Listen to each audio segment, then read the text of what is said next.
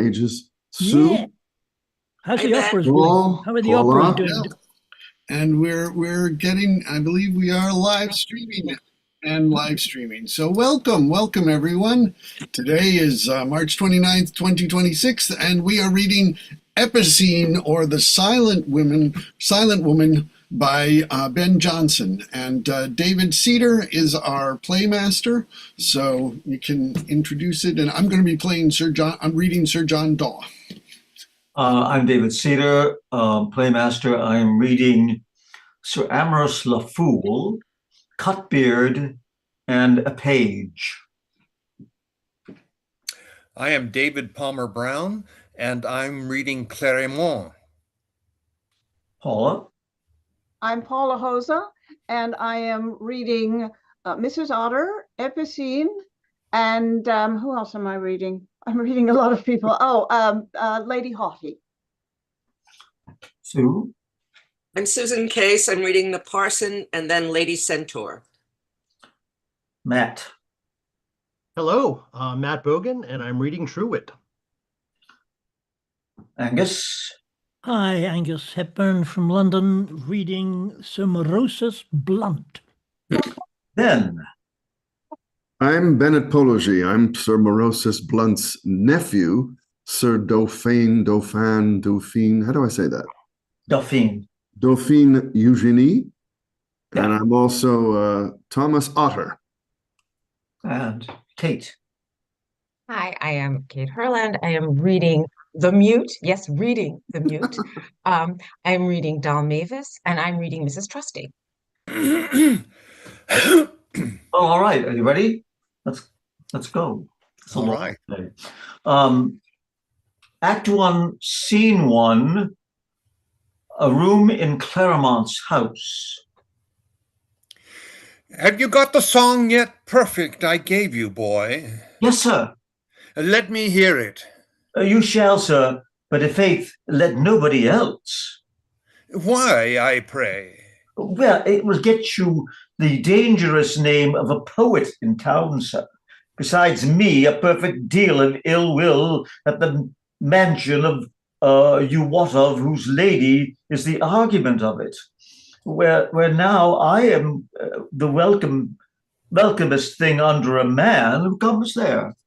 I think, and above a man, too, if the truth were racked out of you. No, faith, I confess before, sir.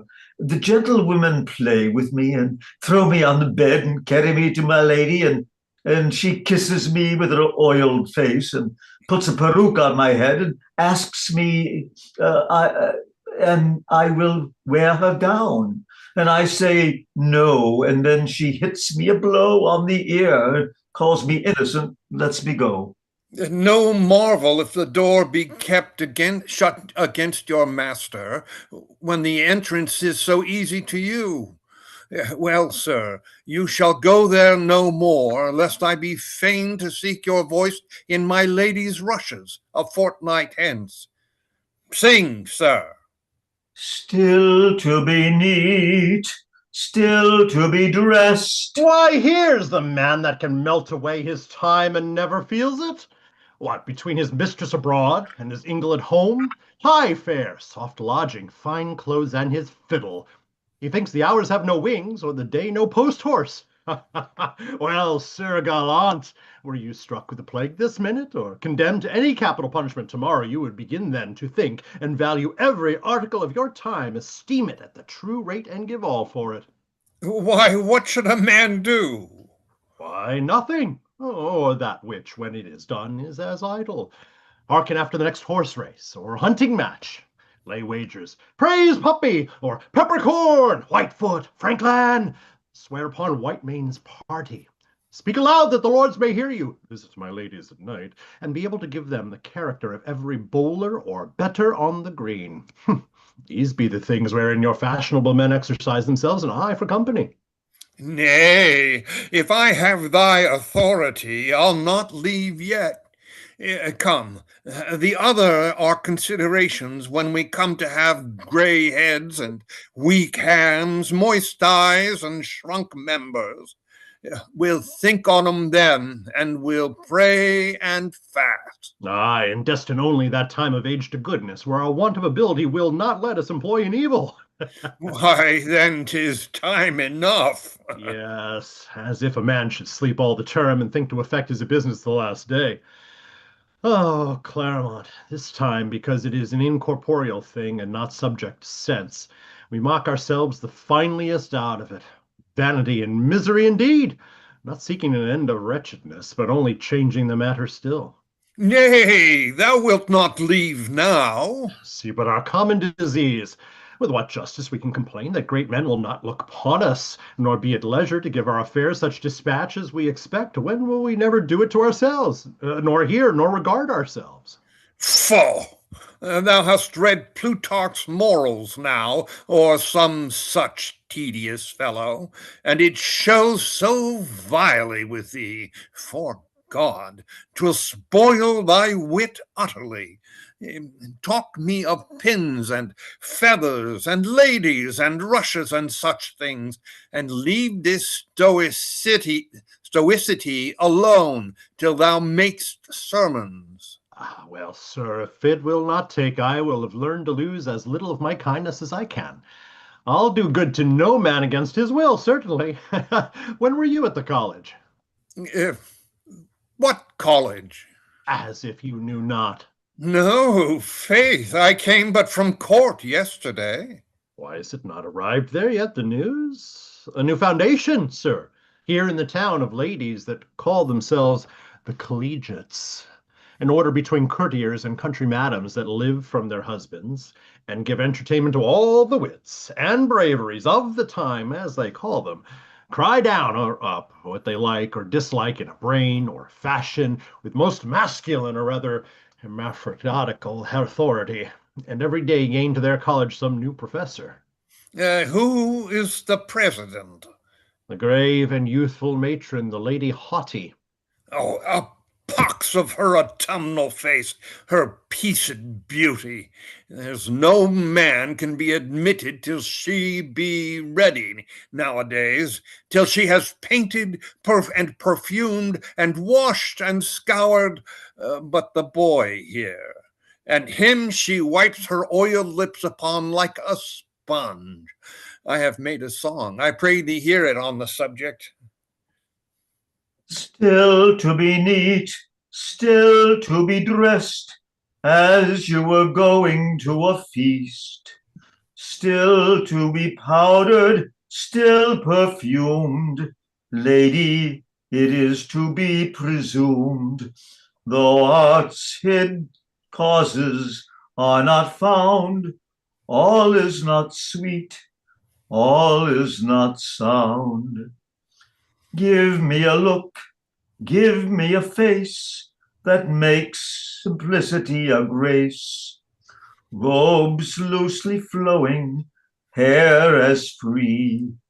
Such sweet neglect more taketh me than all the adulteries of art.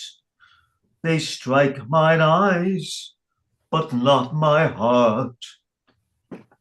And I am clearly on the other side. I love a good dressing before any beauty of the world. Oh, woman is then like a delicate garden, nor is there one kind of it. She may vary every hour.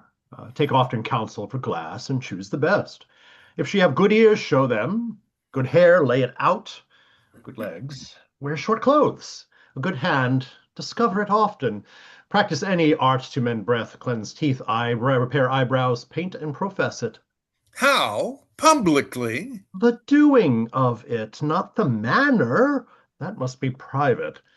Many things that seem foul in the doing, please done. A lady should indeed study her face while we think she sleeps. Nor when the doors are shut should men be enquiring. All is sacred within then. Is it for us to see their perukes put on? Their false teeth, their complexion, their eyebrows, their nails. You see, gilders will not work, but enclosed. You must not discover how little serves with the help of art to adorn a great deal. How long did the canvas hang afore Aldgate, where the people suffered to see the city's love and charity while they were rude stone, before they were painted and burnished? No, no more should servants approach their mistresses but when they are complete and finished. Well said, my Truewit. And a wise lady will keep a guard always upon the place, that she may do things securely.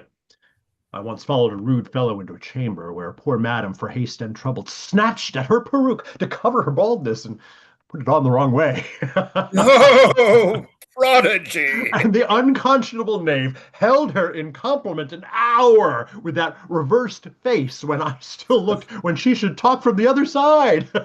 Why, thou shouldst have relieved her. No, faith, I let her alone, as we'll let this argument, if you please, and pass to another. When saw you Dauphine Eugenie? Well, not these 3 days. Shall we go to him this morning? He is very melancholy, I hear. Sick of the uncle? Is he? I met that stiff piece of formality, his uncle, yesterday, with a huge turban of nightcaps on his head, buckled over his ears. Oh, that's his custom when he walks abroad. He can endure no noise, man. So I have heard. But is the disease so ridiculous in him as it is made? They say he's been upon divers treaties with the fish wives and orange women, and articles propounded between them. Marry, the chimney sweepers will not be drawn in. No, nor the broom men. They stand out stiffly. He cannot endure a costardmonger. He swoons if he hear one. He thinks a smith should be ominous. Or any hammerman. A brazier is not suffered to dwell in the parish, nor an armorer. He would have hanged a pewterer's apprentice once on a Shrove Tuesday's riot for being of that trade, when the rest were quit. A trumpet should fright him terribly, or the hot boys. Out of his senses. The waits of the city have a pension of him, and not to come near that ward. This youth practiced on him one night like the bellman, and never left till he had brought him down to the door with a longsword, and there left him flourishing with the air.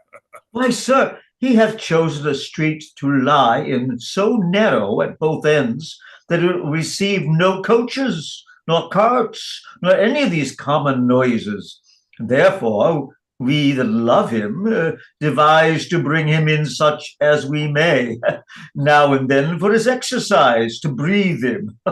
He would grow resty else in his ease. His virtue would rust without action.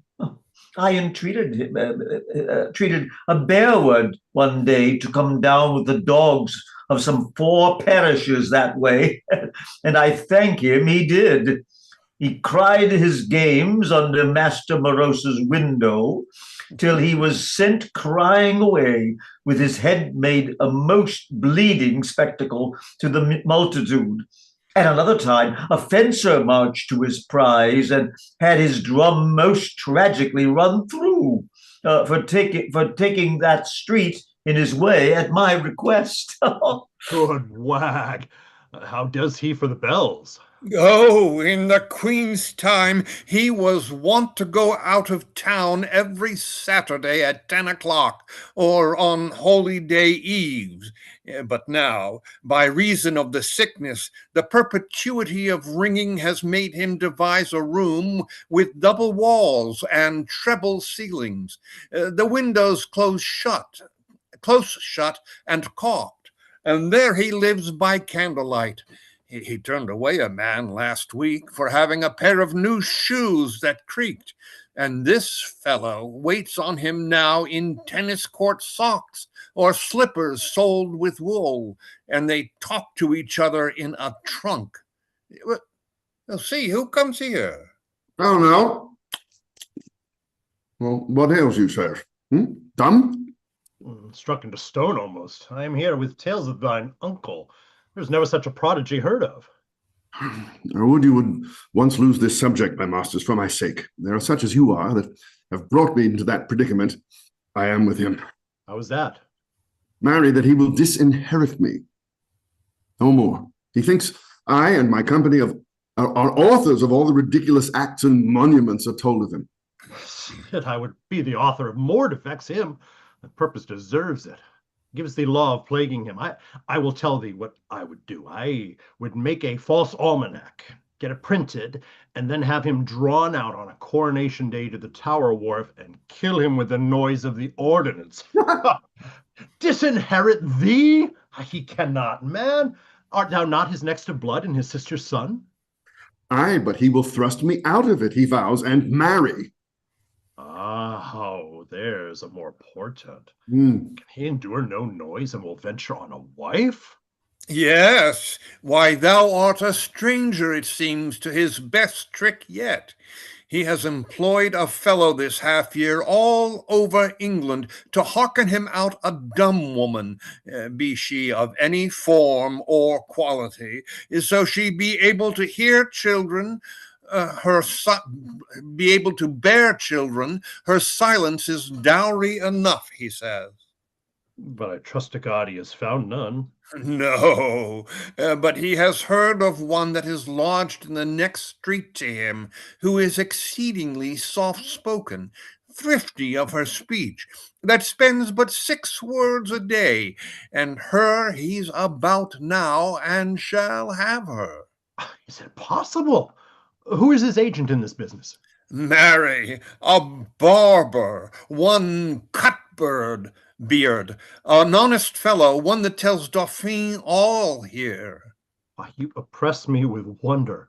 A woman and a barber, and love no noise? Yes, faith.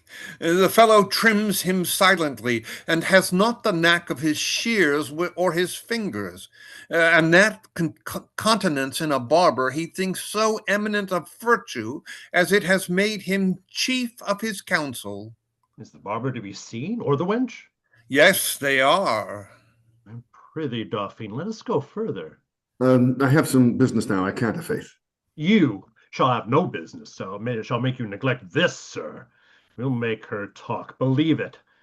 Or if she will not, we will give out at least as much as shall interrupt the treaty. We will break it. Thou art bound in conscience when he suspects thee without cause to torment him. Not I, by any means. I will give no suffrage to it. He shall never have that plea against me that I oppose the least fantasy of his. Let it lie upon my stars to be guilty. I'll be innocent. Yes, and be poor, and beg. No, do innocent. When some groom of his has got him an heir, or this barber, if he himself cannot, innocent. I prithee, Ned, where lies she? Let him be innocent still. Why, right over against the barber's, in the house where Sir John Daw lies. You do not mean to confound me. Why? Does he that would marry her know so much? I cannot tell. 'Twere enough of imputation to her with him. Why? The only talking sir in the town, Jack Daw, and he teach her not to speak? God be with you, I have some business too. Will you not go thither, then? Not with the danger to meet Daw for mine ears. Why, I thought you two had been upon very good terms. Yes, of keeping distance. They say he is a very good scholar. Aye, and he says it first. A pox on him, a fellow that pretends only to learning, buys titles, and nothing else of books in him. The world reports him to be very learned. I am sorry the world should so conspire to belie him. Good faith, I have heard very good things come from him. Oh, you may. There's none so desperately ignorant to deny that. Would they were his own. God be with you, gentlemen. Oh, this was very abrupt. Come, you are a strange, open man to tell everything thus. Why, believe it, Dauphine. Truewit's a very honest fellow. I think no other, but this frank nature of his is not for secrets. Nay, then, you are mistaken, Dauphine. I know where he has been well trusted, and discharged the trust very truly and heartily. I contend not, Ned, but with the fewer a business is carried, it is ever the safer. Now, we're alone. If you will go thither, I'm for you.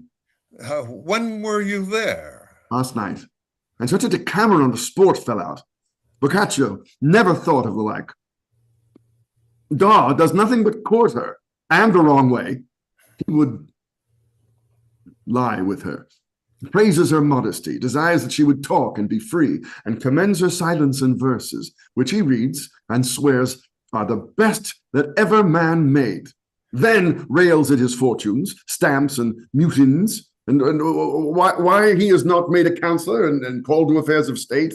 I prithee, let's go. I would fain partake this.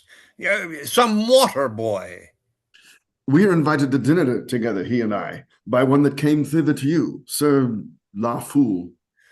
Oh, that's a precious mannikin. You know him? Aye, and he will know you too, if e'er he saw you but once, though you should meet him at church in the midst of prayers. He is one of the braveries, though he be none of the wits. He will salute a judge upon the bench, and a bishop in the pulpit, a lawyer when he is pleading at the bar, and a lady when she is dancing in a mask, and put her out. He does give plays and suppers, and invites his guests to them aloud, out of his window as they ride by in coaches.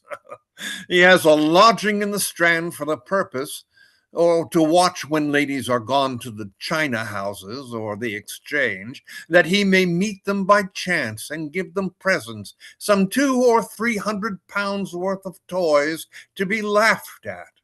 He is never without a spare banquet or sweetmeats in his chamber for their women to alight at and come up to for a bait. Excellent, excellent. He was a fine youth last night, but he's now much finer. What is his Christian name? I forgot. Sir Amorous LaFoole.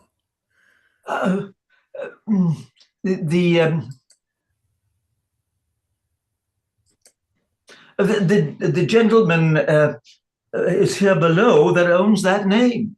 Heart, he's come to invite me to dinner, I hold my life. Like enough. Prithee, let's have him up. Boy, marshal him. With a truncheon, sir? Away, I beseech you.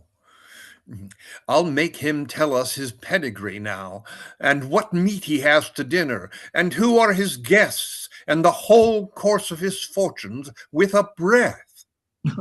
Save, dear Sir Dauphine, honoured Master Clerimont.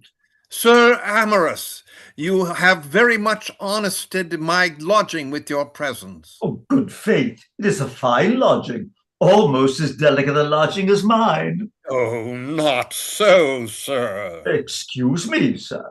If it were in the Strand, I assure you, I am come, Master Clerimont, to entreat you to wait upon 2 or 3 ladies to dinner today. How, sir? Wait upon them? Did you ever see me carry dishes? Oh, no, sir. Dispense with me. I meant to bear them company. Oh, that I will, sir. The doubtfulness of your phrase, believe it, sir, would breed you a quarrel once an hour with the terrible boys, if you should but keep them fellowship a day. It should be extremely against my will, sir, if I contested with any man. I believe it, sir. Where hold you your feast? Tom Otter's, sir. Tom? Otter? What's he? Captain Otter, sir, he is a kind of gamester, but he has had command both by sea and by land.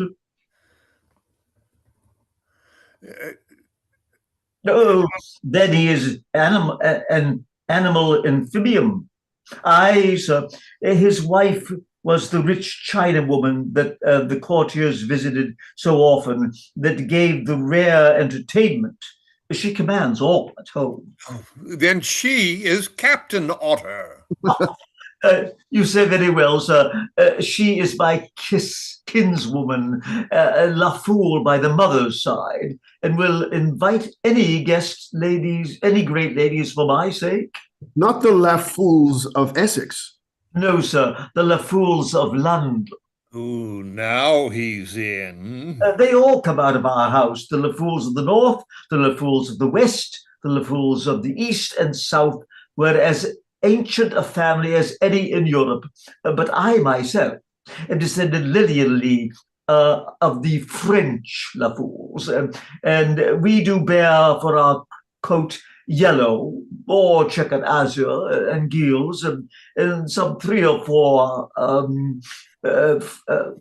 colors more, which is a very noted coat and has sometimes been solemnly worn by divers nobility at our house. But let that go. Antiquity is not respected now. I had a brace of fat does sent me, gentlemen, and half a dozen of pheasants, a dozen or 2 of godwits, and some other fowl, which I would have eaten while they are good and in good company. There'll be a great lady or 2, my Lady Haughty, my Lady Centaur, Mistress Doll Mavis, and they come a purpose to see the silent gentlewoman, Mistress Epicene, that honest Sir John Daw has promised to bring thither, and then Mistress Trusty, my lady's woman, will be there too, and this honourable knight, Sir Dauphine, with yourself, Master Clerimont, and we will be very merry and have fiddlers and dance.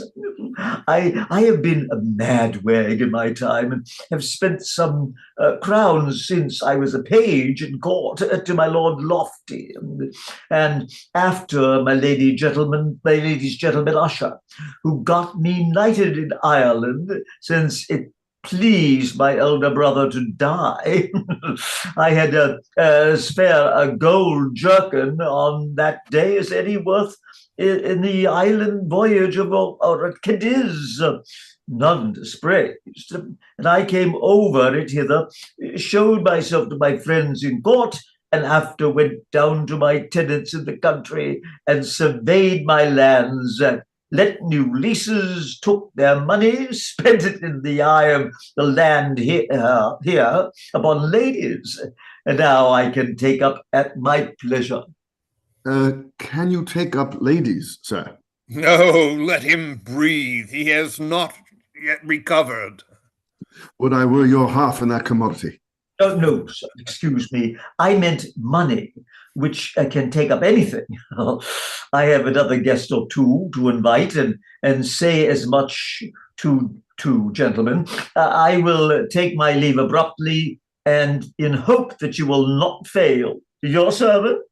We will not fail you, sir. Sir Precious LaFoole, but she shall, and your ladies shall come to see if I have credit afore Sir Daw. Did you ever see such a windsucker as this? Or such a rook as the other that will betray his mistress to be seen? Come, 'tis time we prevented it. Go. Act 2, Scene 2, a room in Moros's house. Cannot I yet find out a more compendious method than by this trunk to save my servants the labour of speech, and mine ears the discord of sounds? Let me see. All discourses but my own afflict me. They seem harsh, impertinent, and irksome. Is it not possible that thou shouldst answer me by signs, and I apprehend thee, fellow? Speak not, though I question, no. You have taken the ring off from the street door as I bade you. No, answer me not by speech, but by silence, unless it be otherwise. Oh, very good. And you have fastened on a thick quilt of flock bed on the outside of the door, that if they knock with their daggers or with brickbats they can make no noise? No, but with your leg, your answer, unless it be otherwise. Oh, very good. And you have fastened on a thick quilt of flock bed on the outside of the door, that if they knock with their daggers or with brickbats they can make no noise? But with your leg, answer, unless it be otherwise. Oh, very good. This is not only fit modesty in a servant, but good state and discretion in a master. And you have been with Cutbeard the barber to have him come to me? Oh, good, good, good. And he will come presently.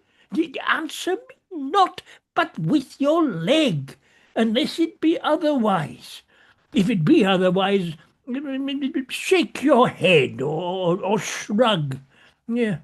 So, your Italian and Spaniard are wise in these, and it is a frugal and comely gravity. How long will it be ere Cutbeard come? Oh, stay. If an hour, hold up your whole hand. If half an hour, 2 fingers. If a quarter, 1. Oh, good. Half an hour. 'Tis well. And you have given him a key to come in without knocking? Oh, good. And is the lock oiled and the hinges today? Good. And the quilting of the stairs nowhere worn out and bare? Oh, very good. I see. By much doctrine and impulsion it may be effected. Stand by. The Turk in this divine disciple is admirable, exceeding all the potentates of the earth, still waited on by mutes, and all his commands so executed, yea, even in the war, as I have heard, and in his marches, most of his charges and directions given by signs and with silence. Exquisite art! And I am heartily ashamed and angry oftentimes that the princes of Christendom should suffer a barbarian to transcend them in so high a point of felicity. I will practice it hereafter. Oh, how now! Oh dear! Oh, what villain! What prodigy of mankind is that? Look! Cut his throat! Cut his throat! What murderer, hellhound, devil can this be? It is a post from the court.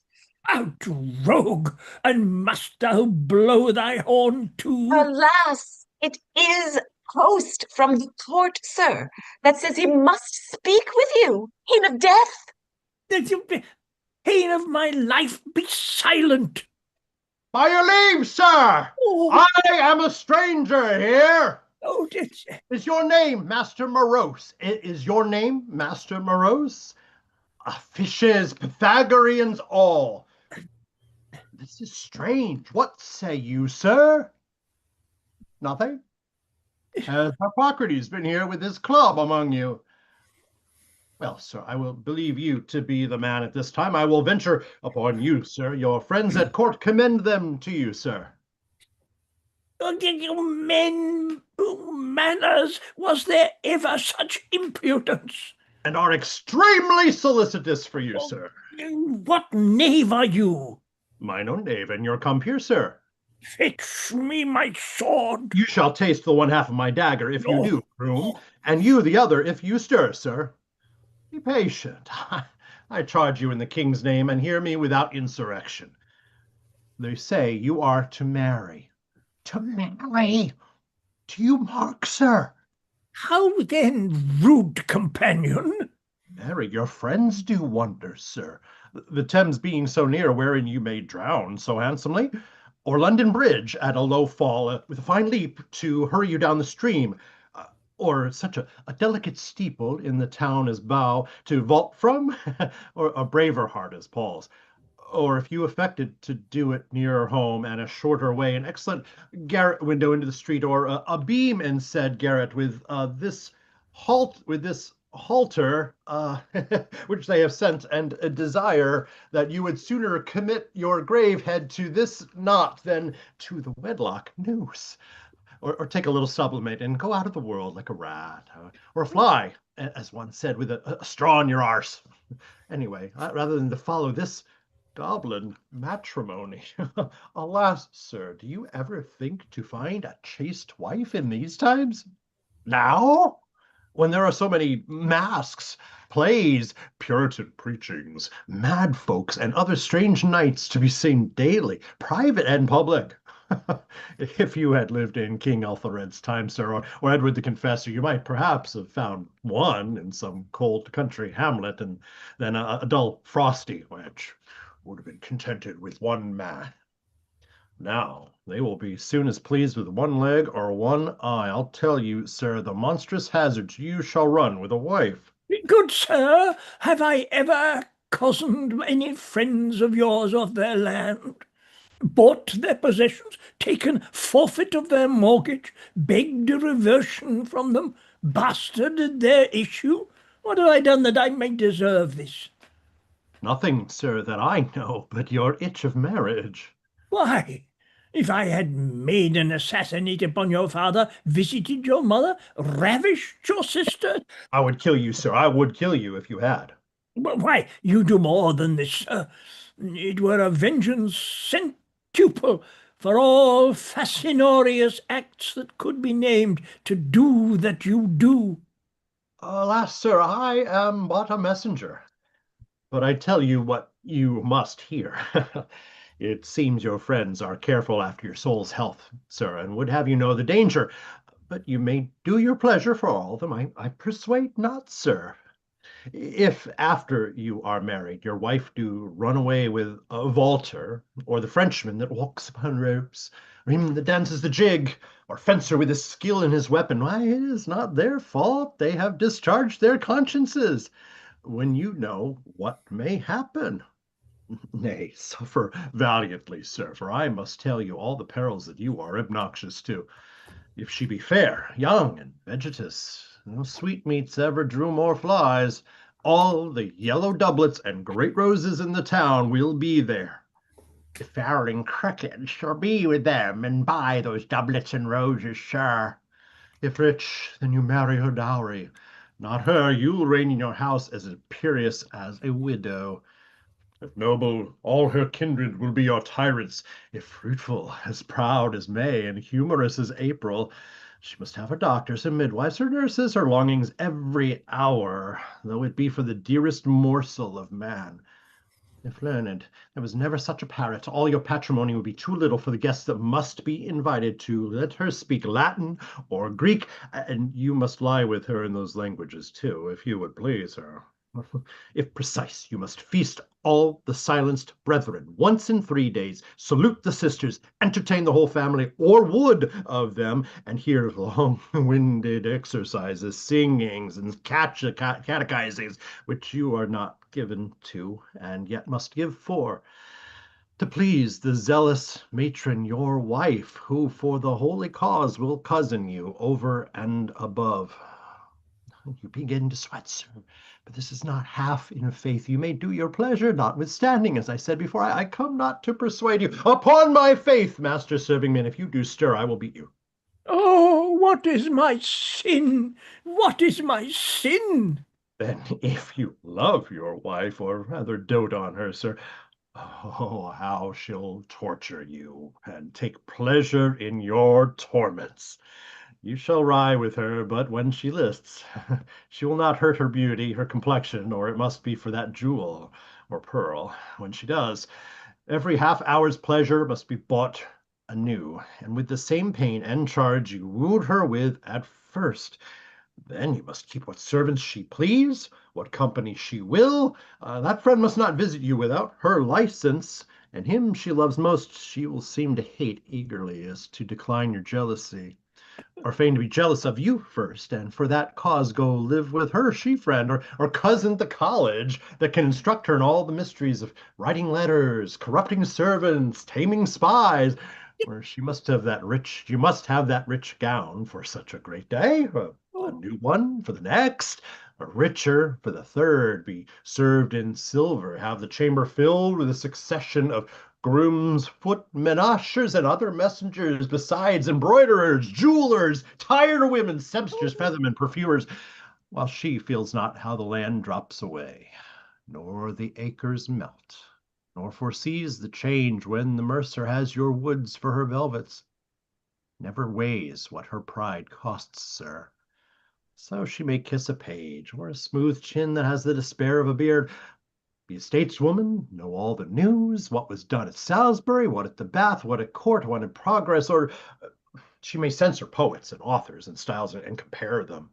Daniel with Spenser, Jonson with the other youth, and so forth, or be thought cunning in controversies of the very knots of divinity, and have often in her mouth a state of the question, and skip to the mathematics and demonstration, and answer in religion to one, in state to another, in a bawdry to a third.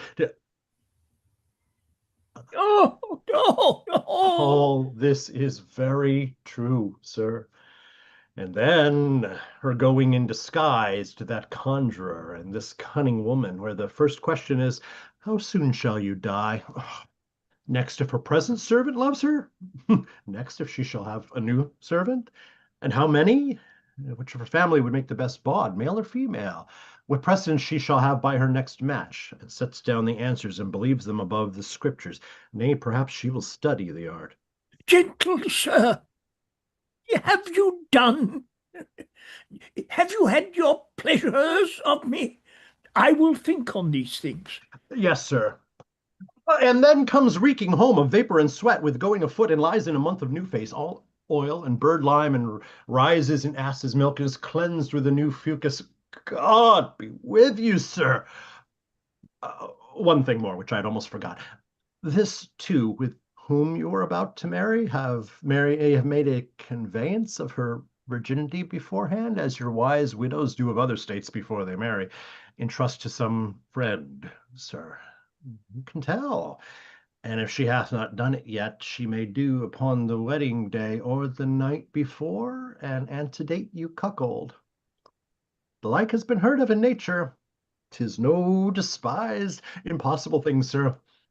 God be with you. I'll be bold to leave this rope with you, sir, for a remembrance. Farewell, mute. Come, have me to my chamber, but first shut the door. Oh, shut the door, he is come again.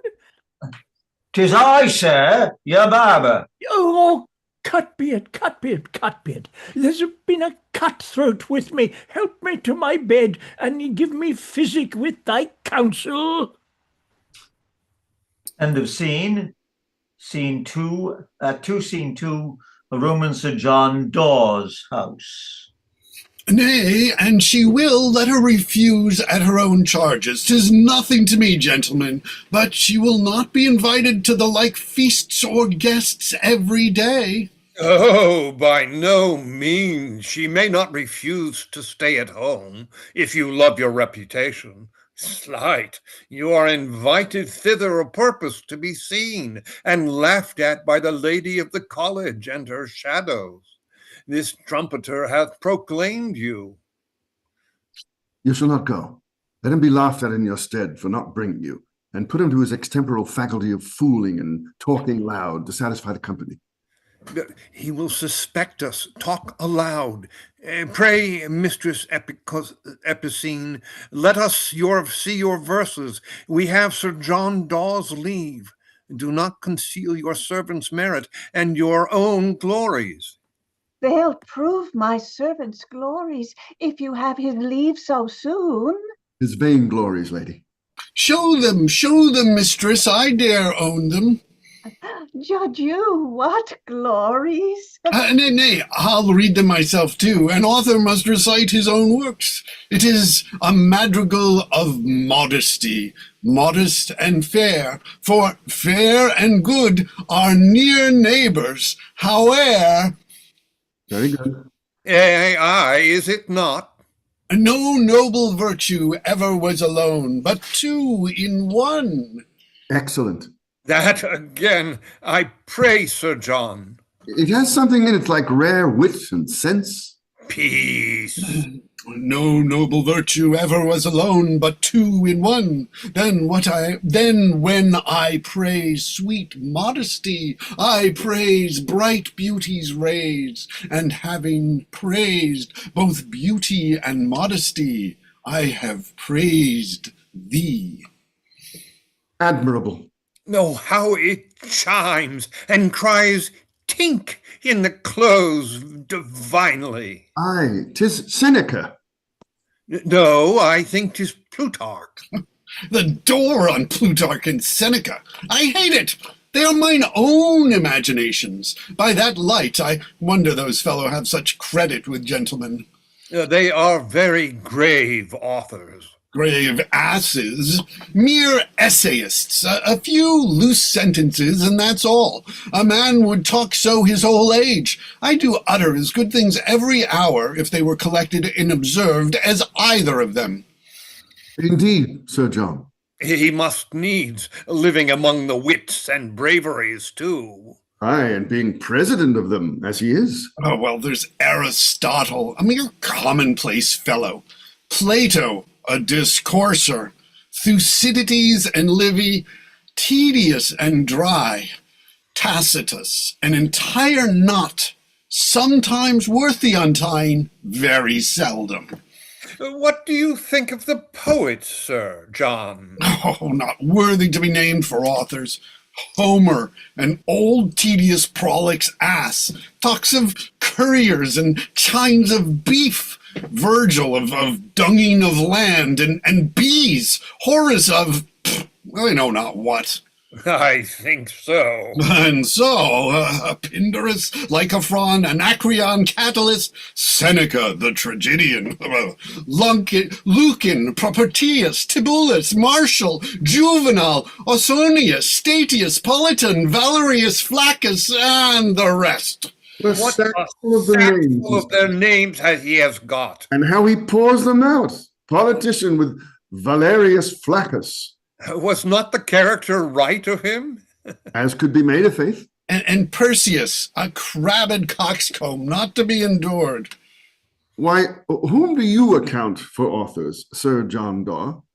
Well, Syntagma Juris Civilis, Corpus Juris Civilis, Corpus Juris Canonici, the King of Spain's Bible. Is the King of Spain's Bible an author?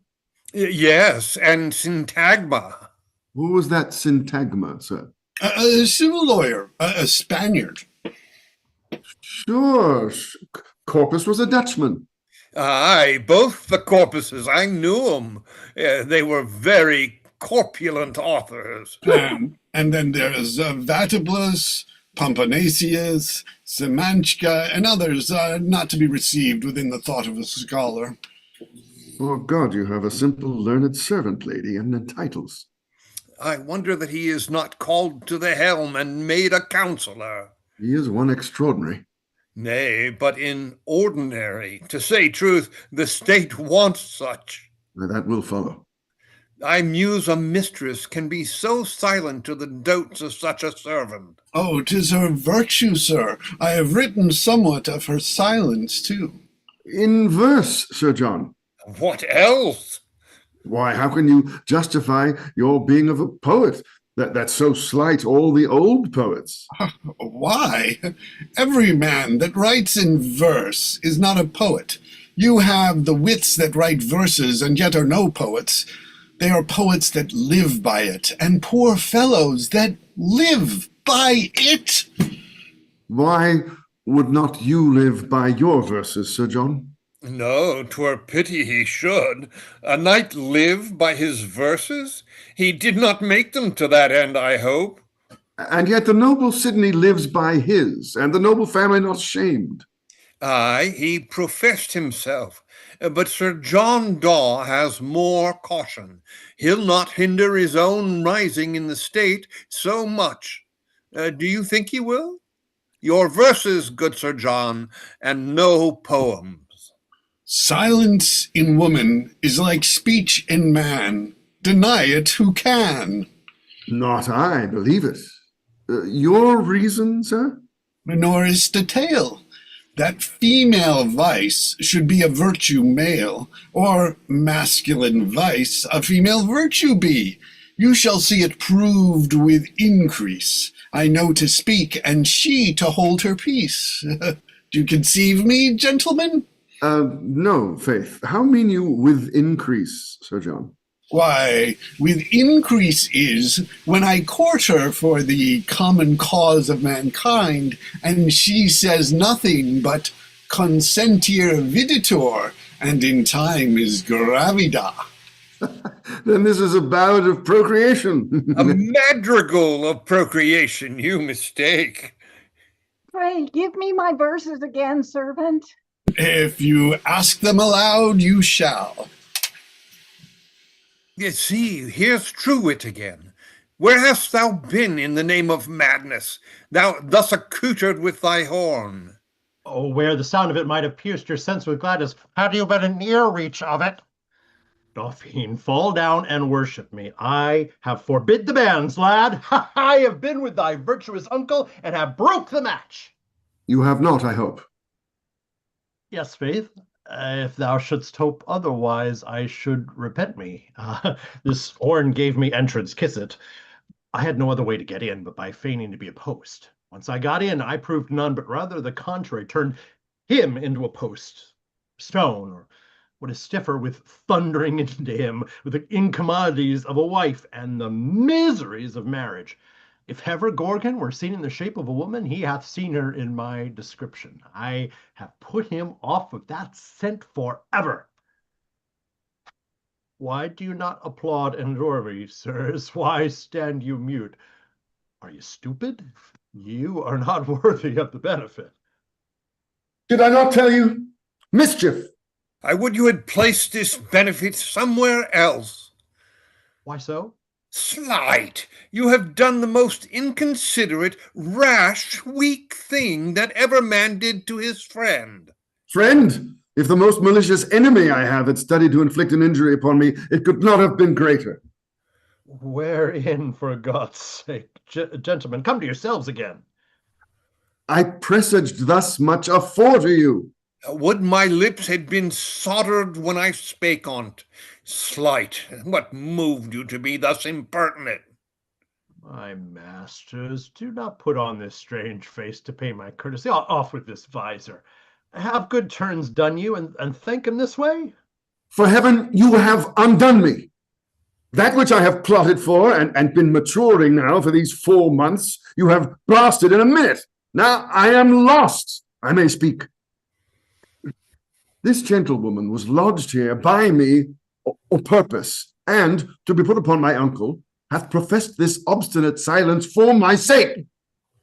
Being my entire friend, and one that, for the requital of such a fortune as to marry him, would have made me very ample conditions, where now all my hopes are utterly miscarried by this unlucky accident. Thus 'tis when a man will be ignorantly officious, do services, and not know his why. I wonder what courteous itch possessed you. You never did absurder part in your life, nor a greater trespass to friendship or humanity. Faith, you may forgive it best. 'Twas your cause, principally. I know it, would it had not. How now, Cutbeard, what news? The best, the happiest, sir, that ever was, sir. There has been a mad gentleman with your uncle this morning. I think this be the gentleman that has almost talked him out of his wits with threatening him with marriage. On, I prithee. No, and your uncle, sir, he thinks 'twas done by your procurement. Therefore, he will see the party you wot of presently. And if he like her, he says that she be so inclining to dumb as I have told him, he swears he will marry her today, instantly, and not defer it a minute longer. Excellent! Beyond our expectation. Beyond our expectation! By this light, I knew it would be thus. Nay, sweet Truewit, forgive me. Oh, I was ignorantly officious, impertinent. Ah, this was the absurd, weak part. Wilt thou ascribe that to merit now was a mere fortune? Fortune. Mere providence. Fortune had not a finger in it. I saw it must necessarily in nature fall out so. My genius is never false to me in these things. Show me how it could be otherwise. Nay, gentlemen, contend not. 'Tis well now. Alas, I let him go on with inconsiderate and rash and what he pleased. Away, thou strange justifier of thyself, to be wiser than thou wert by the event. Event? By this light thou shalt never persuade me, but I foresaw it as well in the stars themselves. Nay, gentlemen, 'tis well now. Do you two entertain Sir John Daw with discourse while I send her away with instructions? I will be acquainted with her first by your favor. Master Truewit, a lady, a friend of ours. I'm sorry I have not so known you sooner, lady, to celebrate this rare virtue of your silence. Faith, and you had come sooner, you should have seen and heard her well celebrated in Sir John Daw's madrigals. Jack Daw, God save you.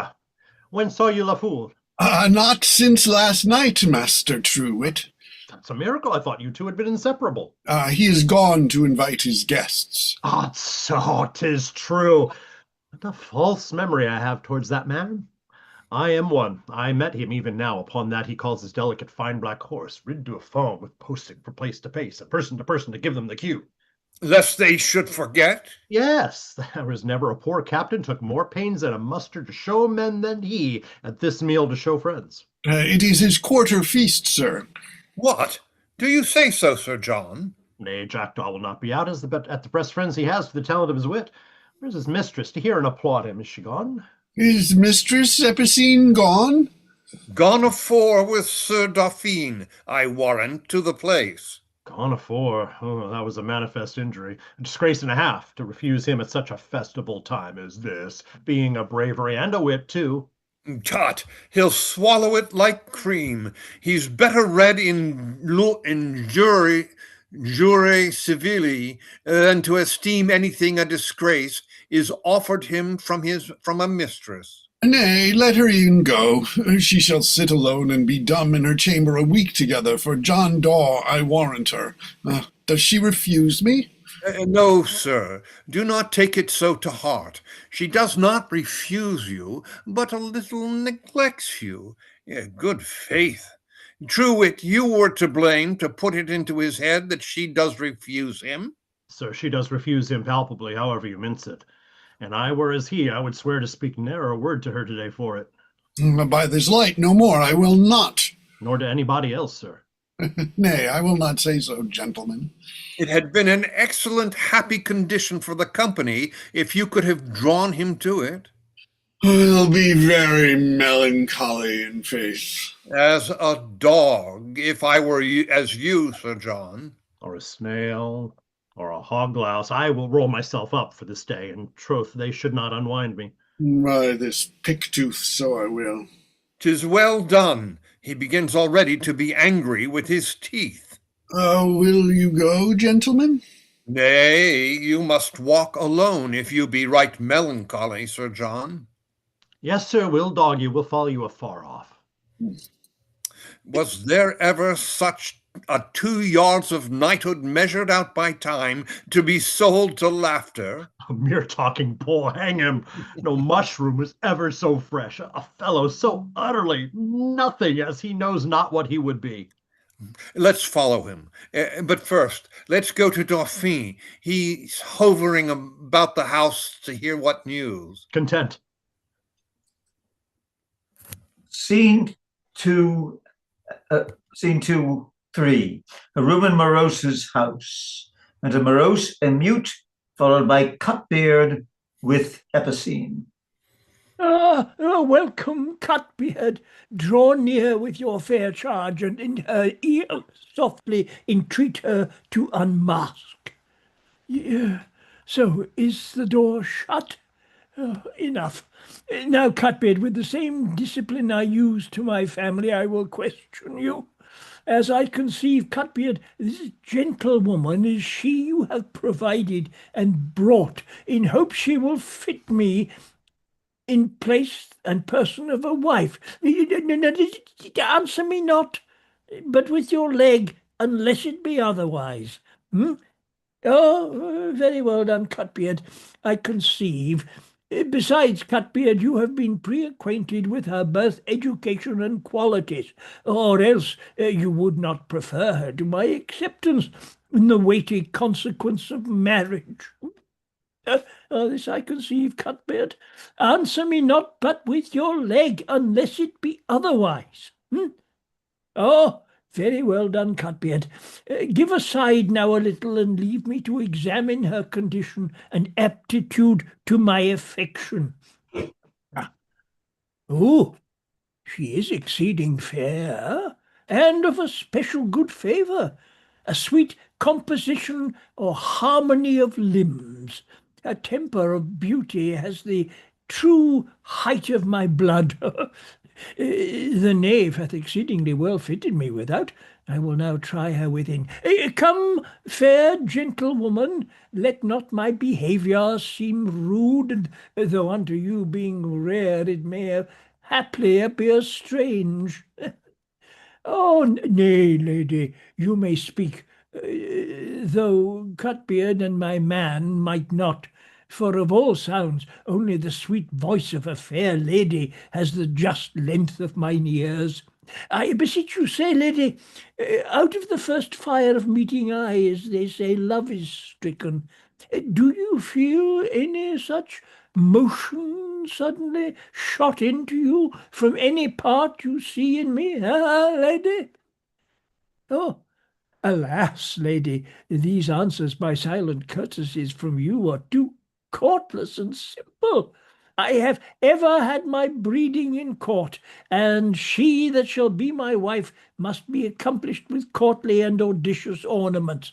Can you speak, lady? Judge you, forsooth. What say you, lady? Speak out, I beseech you. Judge you, forsooth. Oh, my judgment, a divine softness. But can you naturally, lady, as I enjoin these by doctrine and industry, refer yourself to the search of my judgment, and not taking pleasure in your tongue, which is a woman's chiefest pleasure, think it plausible to answer me by silent gestures, so long as my speeches jump right with what you conceive? Oh, excellent, divine! If it were possible, she should hold out thus. Oh, peace, Cutbeard, thou art made forever, as thou hast made me. In this felicity have lasting, but I will try her further. Dear lady, I am courtly, I tell you, and I must have mine ears banqueted with pleasure and witty conferences, pretty girls, scoffs, and dalliance in her that I mean to choose for my bedfere. The ladies in court think it a most desperate impair to the quickness of wit and good carriage if they cannot give occasion to a man to court him, and when an amorous discourse is set on foot, ministers good matter to continue as himself. And do you alone so much differ from all them that what they, with so much circumstance, affect and toil for, to seem learned, to seem judicious, to seem sharp and conceited, you can bury yourself with silence, and rather trust your graces to the fair conscience of virtue than to the words of your own proclamation? I should be sorry else. What say you, lady? Good lady, speak out. I should be sorry else. Oh, that sorrow doth fill me with gladness. Oh, Morosus, thou art happy above mankind. Pray that thou mayst contain thyself. I will only put her to it one more time, and it shall be with the utmost touch and test of their sex. But hear me, fair lady, I do also love to see her whom I shall choose for my heifer to be the first and principal in all fashions, precede all the dames at court by a fortnight, have counsel of tailors, lineners, lacewomen, embroiderers, and sit with them sometimes twice a day upon French intelligence, and then come forth varied like nature, or oftener than she, and better by the help of art, her emulous servant. This I do effect. And how will you be able, lady, with this frugality of speech, to give the manifold but necessary instructions for that bodice, these sleeves, those skirts, this cut, that stitch, this embroidery, that lace, this wire, those knots, that ruff, those roses, this girdle, that fan, the t'other scarf, these gloves? What say you, lady? Oh, I'll leave it to you, sir. Oh, how, lady! Pray you rise a note. I leave it to wisdom and you, sir. Admirable creature! Oh, I will trouble you no more. I will not sin against so sweet a simplicity. Let me now be bold to print on those divine lips the seal of being mine. Cutbeard, I give thee the lease of thy house free. Thank me not, but with thy leg. I know what thou wouldst say. She's poor, her friends deceased. She has brought a wealthy dowry in her silence, Cutbeard, and in respect of her poverty. Cutbeard, I shall have her more loving and obedient, Cutbeard. Go thy ways and get me a minister presently with a soft, low voice to marry us, and pray him he will not be impertinent, but brief as he can. Away, softly, softly. Yeah. Sirrah, conduct your mistress into the dining room. Your now mistress. Oh, my felicity! How shall I be revenged on mine insolent kinsman and his plots to fright me from marrying? This night I will get an heir and thrust him out of my blood like a stranger. He will be knighted, forsooth, and thought that by means to reign over me, this title must do it. No, kinsman, I will now make you bring me the 10th lord's and the 16th lady's letter, kinsman, and it shall do you no good, kinsman. Your knighthood itself shall come on its knees, and it shall be rejected. If it be sued for its fees to execution, and not be redeemed, it shall cheat at the 12-penny ordinary, it knighthood, for its diet all the term time, and tell tales for it in the vacation of the hostess, or it knighted shall do worse. Take sanctuary in cold harbour and fast. It shall fright all its friends with borrowing letters, and when one of the fourscore hath brought it knighthood 10 shillings, if knighthood shall go to the cranes, or the bear at the bridge foot, or be drunk in fear, it shall not have money to discharge one tavern reckoning to invite the old creditors to forbear it knighthood, or the new that it should be to trust it knighthood. It shall be the 10th name in the bond to take up the commodity of pipkins and stone judged, and the part thereof shall not furnish it knighthood forth for the attempting of a baker's widow or a brown baker's widow. It shall give it knighthood's name for a stallion to all gamesome citizens' wives, and be refused. When the master of a dancing school, or how do you call him, the worst reveller in the town, is taken, it shall want clothes, and by reason of that, wit to fool lawyers. It shall not have cope to repair itself by Constantinople, Ireland, or Virginia, but the best and last fortune to it knighthood shall be to make doll tear sheet and Kate Commoner lady. and so it knighthood may eat. Scene 2, 4, a lane near Morosus' house. Are you sure he's not gone by? No, I stayed in the shop ever since. But he may take the other end of the lane. No, I told him I'd be here at this end. I appointed him thither. What Hither. a barbarian it is to stay then. Yonder he comes. And his charge left behind him, which is a very good sign, Dauphine. How now, Cutbeard? Succeeds it or no? Past imagination, sir. Omnia secunda. You could not ever pray to ever have had it so well. Saltat sedix, as it is in the proverb, he does triumph in his felicity. Admires the party. He has given me the lease of my house too, and I am now going for a silent minister to marry them and away. Like at one of the silenced ministers, his zealous brother would torment him purely. Cum privilegio, sir. No, by no means. Let's do nothing to hinder it now. When it is done and finished, I am for you, for any device of vexation. And that shall be within this half hour upon my dexterity, gentlemen. Conceive what you can in the meanwhile. Bonus avibus. How the slave doth Latin it. It would be made just to posterity, sirs, this day's mirth, if you will. Yeah, beshrew his heart that will not, I pronounce. And for my part, what is it? To translate all LaFoole's company and his feast thither today to celebrate this bride ale. Aye, marry, but how will it be done? I'll undertake the directing of all the lady guests thither, and then the meat must follow. Oh, for God's sake, let's effect it. It will be an excellent comedy of affliction, so many several noises. But are they not at the other place already, think you?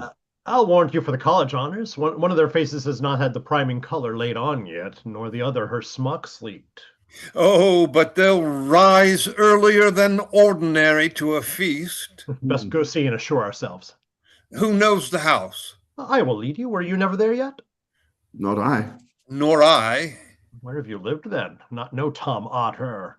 No, for God's sake, what is he? An excellent animal, equal with your Daw or LaFoole, if not transcendent, and does Latin as much as your barber.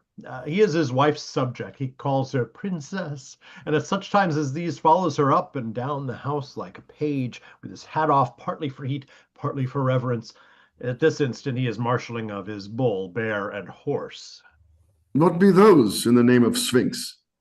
Why, sir, he has been a great man at the Bear Garden in his time, and from that subtle sport has taken the witty denomination of his chief carousing cups. One he calls his bull, another his bear, another his horse. And then he has lesser glasses, which he calls his deer and his ape, and several degrees of them, too, and never as well nor any thinks any entertainment perfect till these be brought out and set on the cupboard. Oh, for God's love, we should miss this if we should not go. Nay, he has 1,000 things as good that will speak him all day. He will rail on his wife with certain commonplaces behind her back and to her face. No more of him. Let's go and see him, I petition you. It's hard to know where to take the break, but let's take it here. All right? Okay. All right. 10 minutes, everybody. See you in 10. Thank you. Okay, well, thank you all. This is fun getting to know this play. It's almost like it's like a season of a sitcom, you know, in terms of like the first thing, like there comes Truewit to help things out, messing stuff up, but it doesn't mess stuff up. So I regret we're not doing this in person because I'm having so much fun with this. And Kate, your mute is just wonderful. I'm sitting here muted with my mic off and laughing out loud. And Paula, your Epicene is great so far. Really, and Angus, I really would love to see this live in person. This would be so funny. The problem is you can't really play these nowadays because you need to know Latin. You need to know so much classical history. Yeah. to make sense of it all, and we don't have the audiences that can do that anymore. Oh, no. Everybody And stays. you said it was like a soap opera, yeah, but a very intellectual soap opera. Yeah. We're not getting that anymore. It's worrying. No, 100 years ago, when Papa Freud was still writing, he made constant reference to classical literature, to Shakespeare, to ancient Greek stuff. All gone. You can't do that now. In fact, in the American translations of Freud, it's all taken out. Yeah. Yeah. It's gotten worse. And it's not just in America; it's all over the place. Oh, that's depressing. England too? Yeah. Wow. Not quite so bad. You don't have the puritanical insanity being imposed on the population as well, but it's getting close.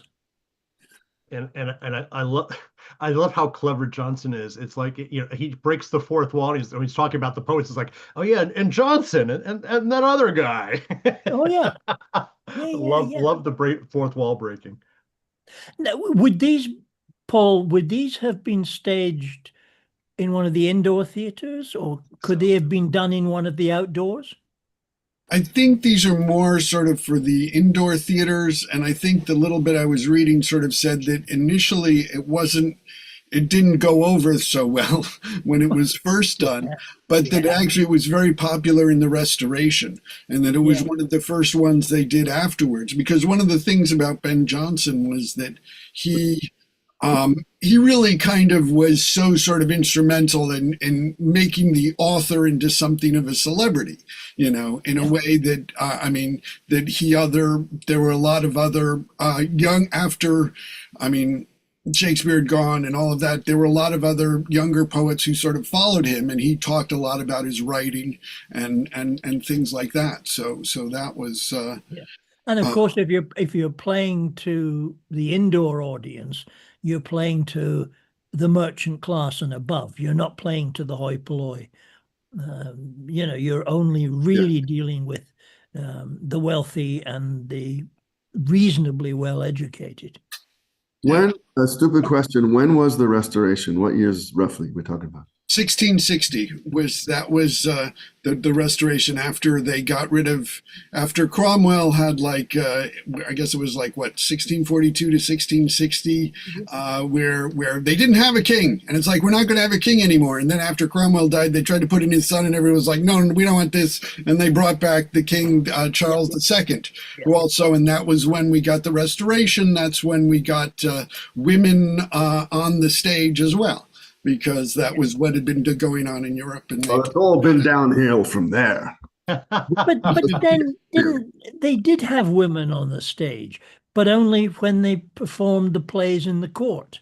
Yeah, absolutely. Actually, because Ben Jonson wrote a lot of the masks that were performed at court, and that the Queen and a lot of the ladies of court liked to perform in those. But those were court performances, not like at even the Blackfriars or anything like that.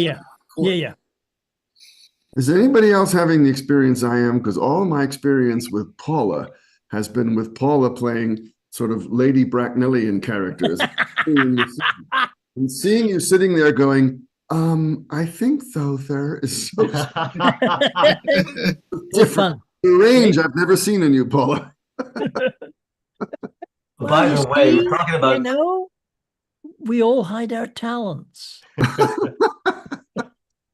Talking about getting Queen Elizabeth involved. I saw a production of Midsummer Night's Dream in one of the fringe theaters, and an English friend that I used to go to the theater with when I was over there, we didn't have tickets, and we thought, will we ever get in? And we got the last 2 available tickets for that performance. And the reason it was so much in demand is because Judi Dench was playing Titania. Oh God! And the way they got it was they had her a silent prologue, and she was Queen Elizabeth, and she selected the play and decided to play it herself. Cool. Yeah. Interesting. And of course, she was wonderful, as always. But I've been rewatching as time goes by. God, she's delightful. Oh, you love? Oh, it's a great show. Great. Oh, Yeah, wonderful wonderful show. show. Parents loved that one. Yep. Is that with her husband? No, that's Lionel. Oh yeah. Okay. Jeffrey Palmer. husband was The other one, the earlier one. Williams, wasn't it? Michael Williams. Michael Michael Williams. Williams. Yeah. There was actually apparently on Jeopardy this week, it was like a final Jeopardy question about Judi Dench, that she wrote a recent memoir, The Man Who Pays the Rent. To whom was she referring as the man who pays the rent? None of them got it right. I have Shame on them the all. book. I have the book. It's a great book. It's a great book. It is. It's not, for those who haven't read it, it's not. It's actually transcripts of conversations with Judi Dench about the various characters she's played in her life. And it's, you begin to realize she's very down to earth. Yeah. Yeah, no. And it's also, it's so great because it's got really great insights into the things and also just sort of practical stories about things that happened. Like I just love the sort of the idea that she was in this Winter's Tale where she played, I mean, both Perdita and Hermione, you know, and how they made that last scene work. Yeah. All good stuff. Anybody know the title real quick? Matt showed it up. Shakespeare, The Man Who Pays the Rent by Judi Dench. Yeah. I'm semi now. I got a lot more time to read than I used to. Man Who Pays the Rent. Okay. Yep. I have a copy. I'll lend it to you if you want, Ben. Oh, thank you. Cool. She's delightful. Yeah. Sad she doesn't really appear on stage anymore. She can't. Yeah, she can't memorize lines anymore. Yeah, I just saw something about Well, that. she's blind, basically. Yeah. Oh, that's sad. Yeah, I saw something posted on YouTube about that. She's fading. Yeah, but there's still so many things, so many of her things that are at least recorded in a ways. Like, I mean, the Scottish play that she and Ian McKellen did, I think that is just one of the best versions of that's out there. So she talks about just doing it with a tea towel, you know, because they had such a, and I really also love it because it's so great. And it's also such a great example of cheap Shakespeare, you know. Yeah. Who did she do that with? Ian McKellen. Oh, Ian McKellen. Yeah, the Scottish play, you know, with Ian McKellen and Judi Dench. Bob Peck is Macduff. Oh God, I love him. Yeah. Did everybody see him in Nicholas Nickleby 40 years ago? Yeah. Well, I didn't see the stage thing. I've seen films of it. Yeah, the recording. He played like 3 parts, and you didn't recognize him. He was no. He didn't put on a wig or anything. He just changed his body language and greased. He's a sort of guy. I think he could like greased his hair back when he played Lord Mulberry or something. Yeah, the bad guy. he looked tall and lanky, and then he played the Yorkshire farmer. He looked pudgy. And it's like it's the same body. How does he do that? Well, I think, given the length of things, we better continue. Talking about members again. All right, we're now Act 3, Scene 1, a room in Captain Otter's house.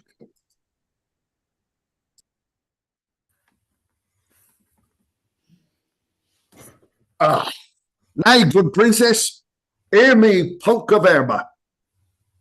I lied. I'll have you chained up with your bulldogs and bear dogs if you be not civil the sooner. I will send you to kennel if faith you were best bait me with your bull, bear, and horse. Never a time that the courtiers or collegiates come to the house, but you make it a Shrove Tuesday. I would have you get your Whitsuntide velvet cap and your staff in your hand to entertain them. Yes, in troth, do. Not so, princess, neither. But under correction, sweet princess, give me leave, and these things I am known to the courtiers by. It is reported to them for my humour, and they receive it so, and do expect it. Tom Otter's bull, bear, and horse is known all over England in rerum natura. Oh, me, I will not tour them over to Paris Garden and not tour you thither too, if you pronounce them again. Is a bear a fit beast or a bull to mix in society with great ladies? Think in your discretion in any good policy. The horse then, princess, good? Well, I am contented for the horse. They love to be well horsed. I know. I love it myself. And it is a delicate fine horse, this. Poetarum Pegasus. Under correction, princess. Jupiter did turn himself into a Taurus or bull. Under correction, good princess. By my integrity, I will send you over to the bankside. I will commit you to the master of the garden if I hear but a syllable more. Must my house or my roof be polluted with the scent of bears and bulls when it is perfumed for great ladies? Is this according to the instrument when I married you, that I would be princess and reign in my own house, and you would be my subject and obey me? What did you bring me should make you thus peremptory? Do I allow you your half-crown a day to spend where you will among your gamesters, to vex and torment me at such times as these? Who gives you your maintenance, I pray you? Who allows you your horse meat and man's meat? You 3 suits of apparel a year, your 4 pair of stockings, 1 silk, 3 worsted, your clean linen, your bands and cuffs when I can get you to wear them. 'Tis marl you have them on now.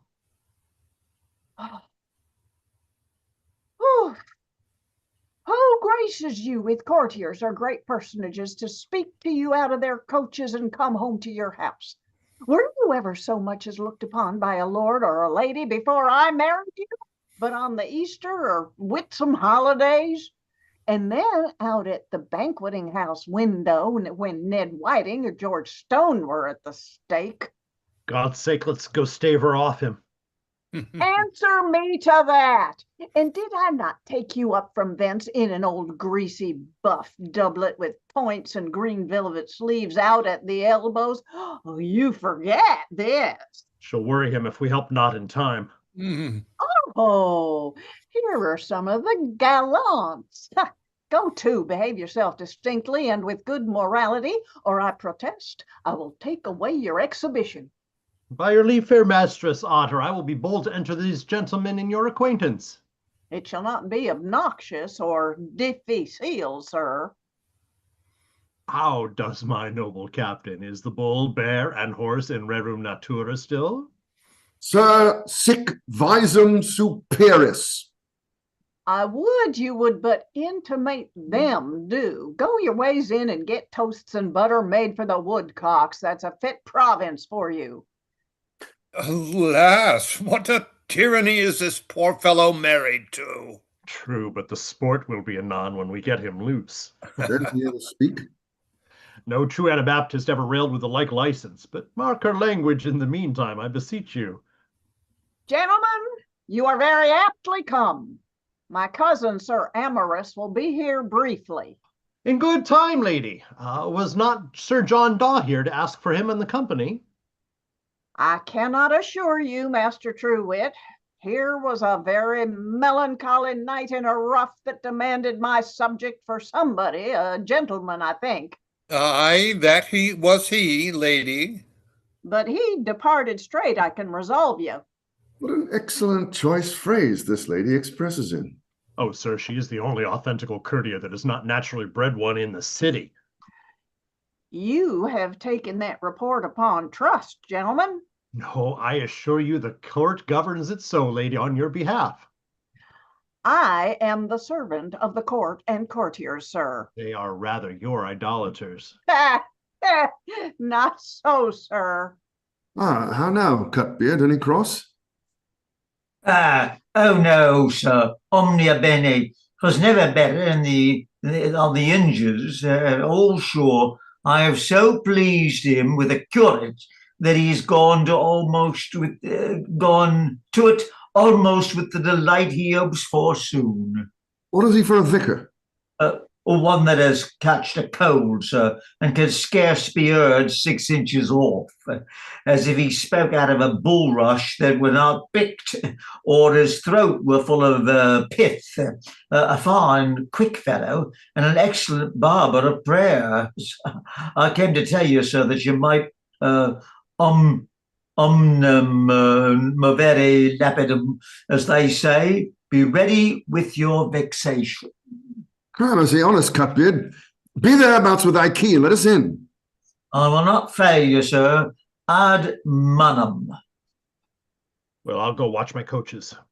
Do, and we'll send Daw to you if you meet him not. Mr. Truewit gone? Yes, lady, there is some unfortunate business fallen out. So I adjudged by the physiognomy of the fellow that came in, and I had a dream last night, too, of a new pageant, and my Lady Mayoress, which is always very ominous to me.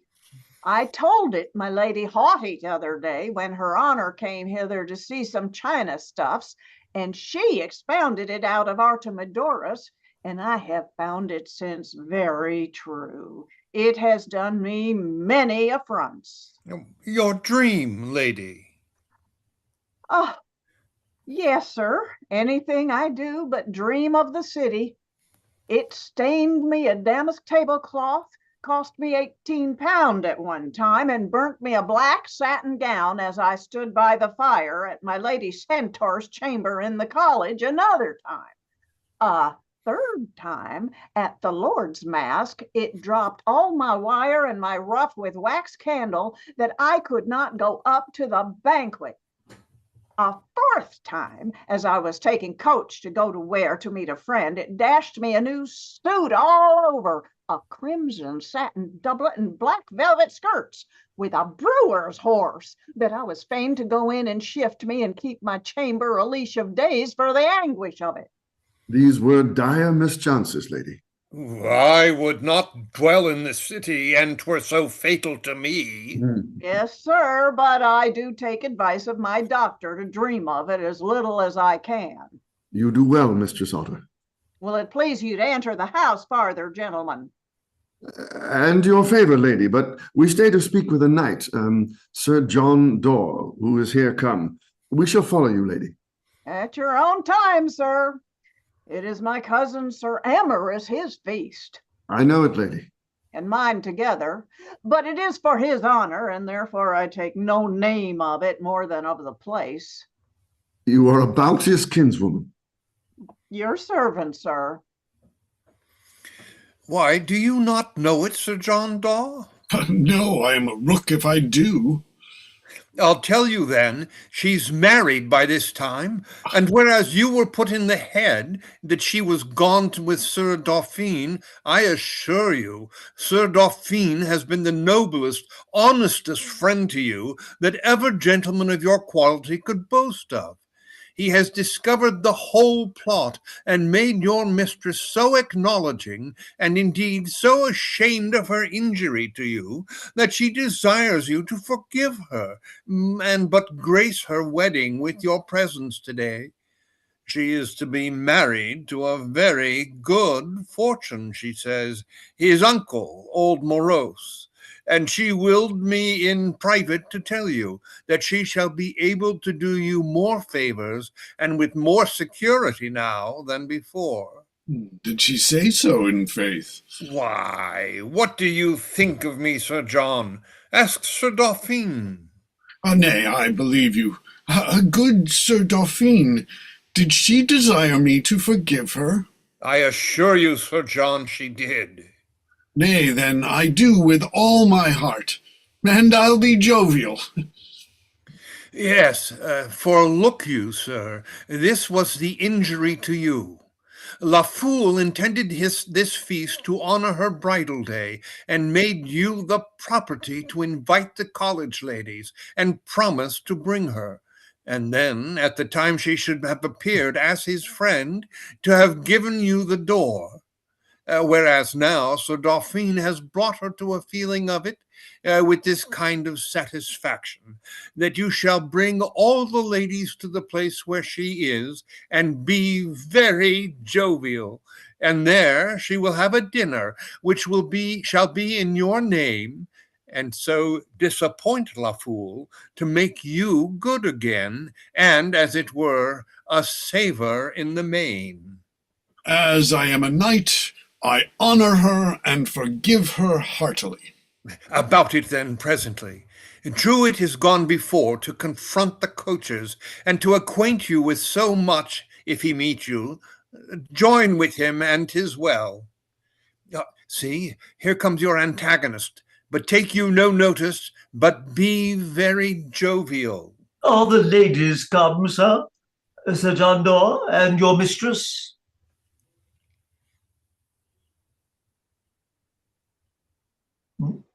Oh, Sir Dauphine, you are exceedingly welcome, an honest Master Clerimont. Where is my cousin? Did you see no collegiates, gentlemen? Collegiates! Do you not hear, Sir Amorous, how you are abused? How, sir? Will you speak so kindly to Sir John Daw that has done you such an affront? Wherein, gentlemen, let me be a suitor to you to know, I beseech you. Why, sir, his mistress is married today to Sir Dauphine's uncle, your cousin's neighbor, and he has diverted all the ladies and all your company thither to frustrate your provision and stick a disgrace upon you. He was here now to have enticed us away from you too, but we told him his own, I think. Has Sir John Daw wronged me so inhumanly? He has done it, Sir Amorous, most maliciously and treacherously, but if you'll be ruled by us, you shall quit him, i'faith. Good gentlemen, I'll make one believe it. How, I pray? Marry, sir, get me your pheasants and your godwits and your best meat, and dish it in silver dishes of your cousins presently, and say nothing, but clap me a clean towel about you like a sewer, and bareheaded. March afore it with good confidence, 'tis but over the way hard by, and we'll second you, where you shall set it on board, and bid them welcome to it, which shall show 'tis yours, and disgrace his preparation utterly. And for your cousin, whereas she should be troubled here at home with care of making and giving welcome, she shall transfer all that labour thither, and be a principal guest herself. Sit ranked with the college honours, and be honoured, and have her health drunk as often, as bare, and as loud as the best of them. Oh, I'll go tell her presently. It shall be done. That's resolved. I thought he would not hear it out, but 'twould take him. Oh, there be guests and meat now. How shall we do for music? Oh, the smell of the venison going through the street will invite one noise of fiddlers or another. I would it would call the trumpeters hither. Faith, there is hope. They have intelligence of all feasts. There's good correspondence betwixt them and the London cooks. 'Tis 20-1, but we have them. 'Twill be a most solemn day for my uncle, and an excellent fit of mirth for us. Aye, if we can hold up the emulation betwixt fool and daw, and never bring them to expostulate. Tut, flatter them both, as Truewit says, and you may take their understandings in a purse net. They'll believe themselves to be just such men as we make them, neither more nor less. They have nothing, not the use of their senses, but by tradition. See, Sir Amorous has his towel on already. Have you persuaded your cousin? Yes, 'tis very feasible. She'll do anything she says, rather than the LaFoole shall be disgraced. She is a noble kinswoman. It will be such a pestling device, Sir Amorous. It will pound all your enemy's practices to powder, and blow him up with his own mind, his own train. Nay, we'll give fire, I warrant you. But you must carry it privately, without any noise, and take no notice by any means. Gentlemen, my princess says you shall have all your silver dishes, festinate, and she's gone to water, retire a little, and go with you. And yourself too, Captain Otter? Yes, by any means, sir. Yes, sir, I do mean it. But I would entreat my cousin, Sir Amorous, and you, gentlemen, to be suitors to my princess, that I may carry my bull and my bear, as well as my horse. That you shall do, Captain Otter.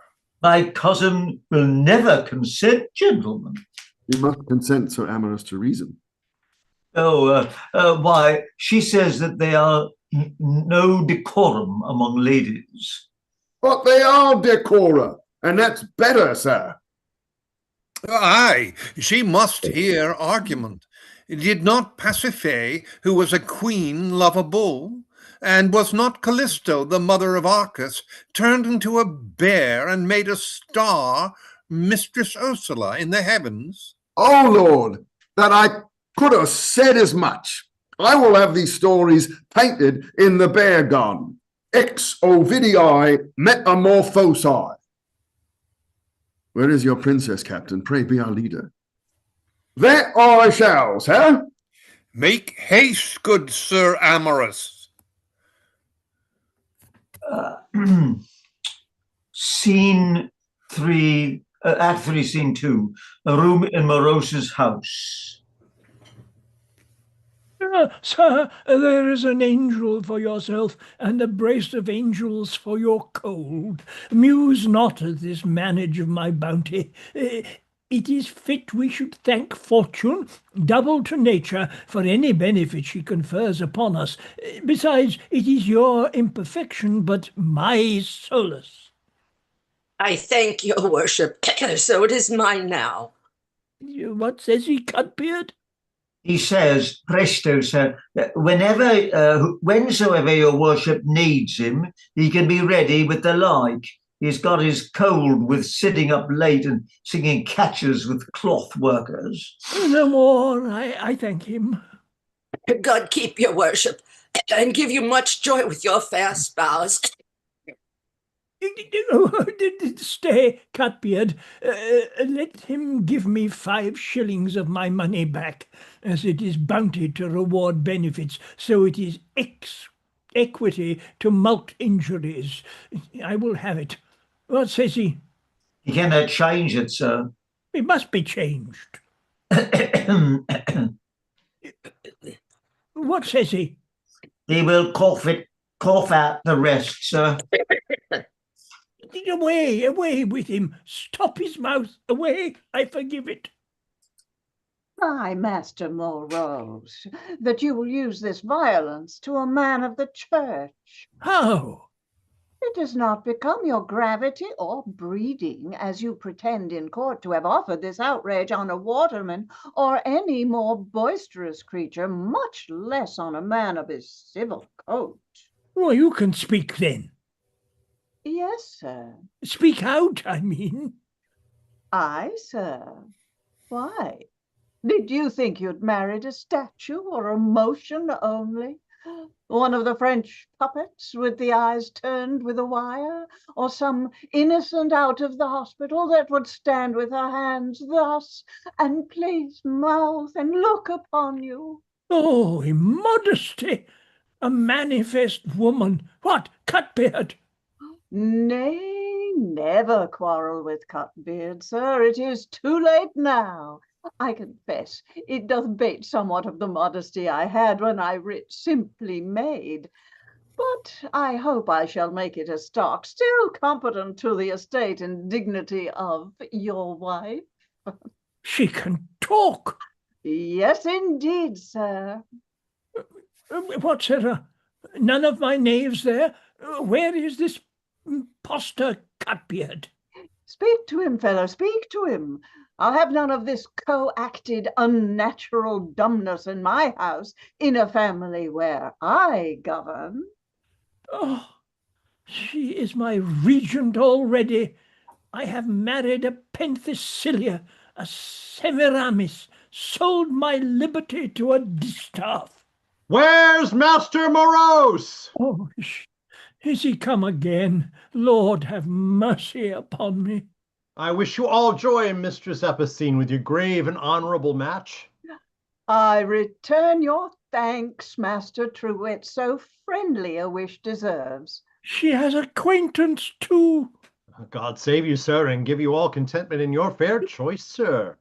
Before I was the bird of night to you, the owl. Now I am the messenger of peace, a dove, and bring you the glad wishes of many friends to the celebration of this good hour. What hour, sir? Your marriage hour, sir? I commend your resolution that notwithstanding all the dangers I laid afore you in the voice of the night crow, yet would go on and be yourself. It shows you are a man constant to your own ends and upright to your purposes that would not be put off with left-handed cries. How should you arrive at the knowledge of so much? Did you ever hope, sir, committing the secrecy of it to a barber? Then less than the whole town should know it. You might as well have told it to the conduit, or the bakehouse, or the infantry that follow the court, and with more security. Could your gravity forget so old and noted a remnant as lipis et tensoribus notum? Well, sir, forgive it yourself now the fault, and be communicable with your friends. Here there will be 3 or 4 fashionable ladies from the college to visit you presently, and their train of minions and followers. Bar my doors! Bar my doors! Where are all my eaters, my mouths now? Bar up my doors, you varlets! He's such a varlet that stirs to such an office. Let them stand open. I would see him that dares move his eyes toward it.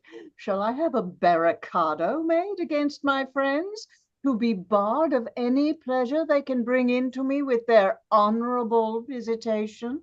Oh, Amazonian impudence!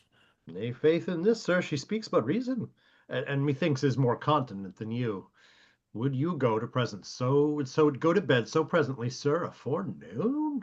A man of your head and hair should owe more to that reverend ceremony, and not mount the marriage bed like a town bull or a mountain goat, but stay the due season, and ascend it then with religion and fear.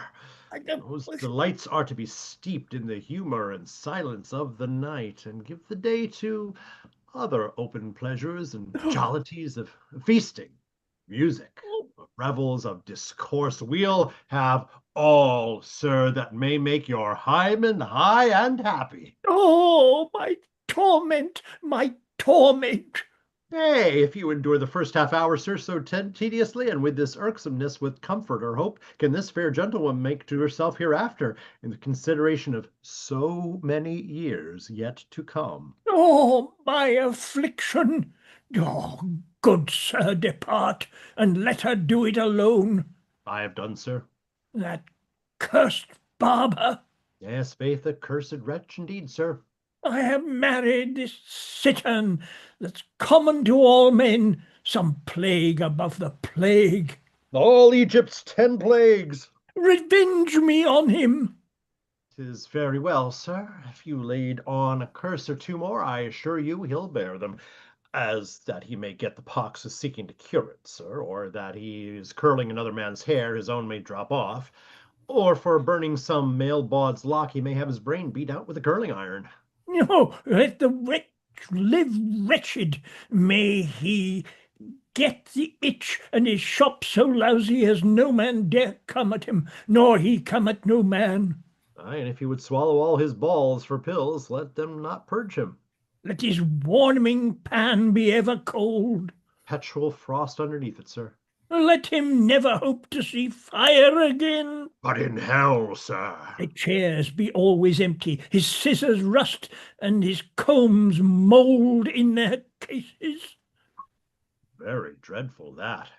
And may he lose the invention, sir, of carving lanterns in paper. Let there be no board carted that year to employ a basin of his, but let him be glad to eat his sponge for bread. Drink lotium to it, and much good to him. Oh, for want of bread. Eat earwax, sir. I'll help you, or draw his own teeth and add them to the lute string. No, beat the old ones to powder and make bread of them. Yes, make meal of the millstones. May all the botches and burns that he has cured on others break out upon him. And now he forget the cure of them in himself, sir. Or if you do remember it, let him have scraped all his linen into lint for it, and have not a rag left him to set up. Let him never set up again, but have the gout in his hands forever. Now, no more, sir. Oh, that last was too high set. He might go less with him in faith and be revenged enough, as that he be never able to new paint his pole. Well, good sir, no more. I forget myself. Or want credit take up with a comb maker. No more, sir. Or having broken his glass in a former despair, fall now into a much greater of ever getting another. Oh, I beseech you, no more. Or that he never be trusted with trimming of any but chimney sweepers. No, sir. Or that he may cut a collier's throat with his razor by chance meddling and yet be hanged for it.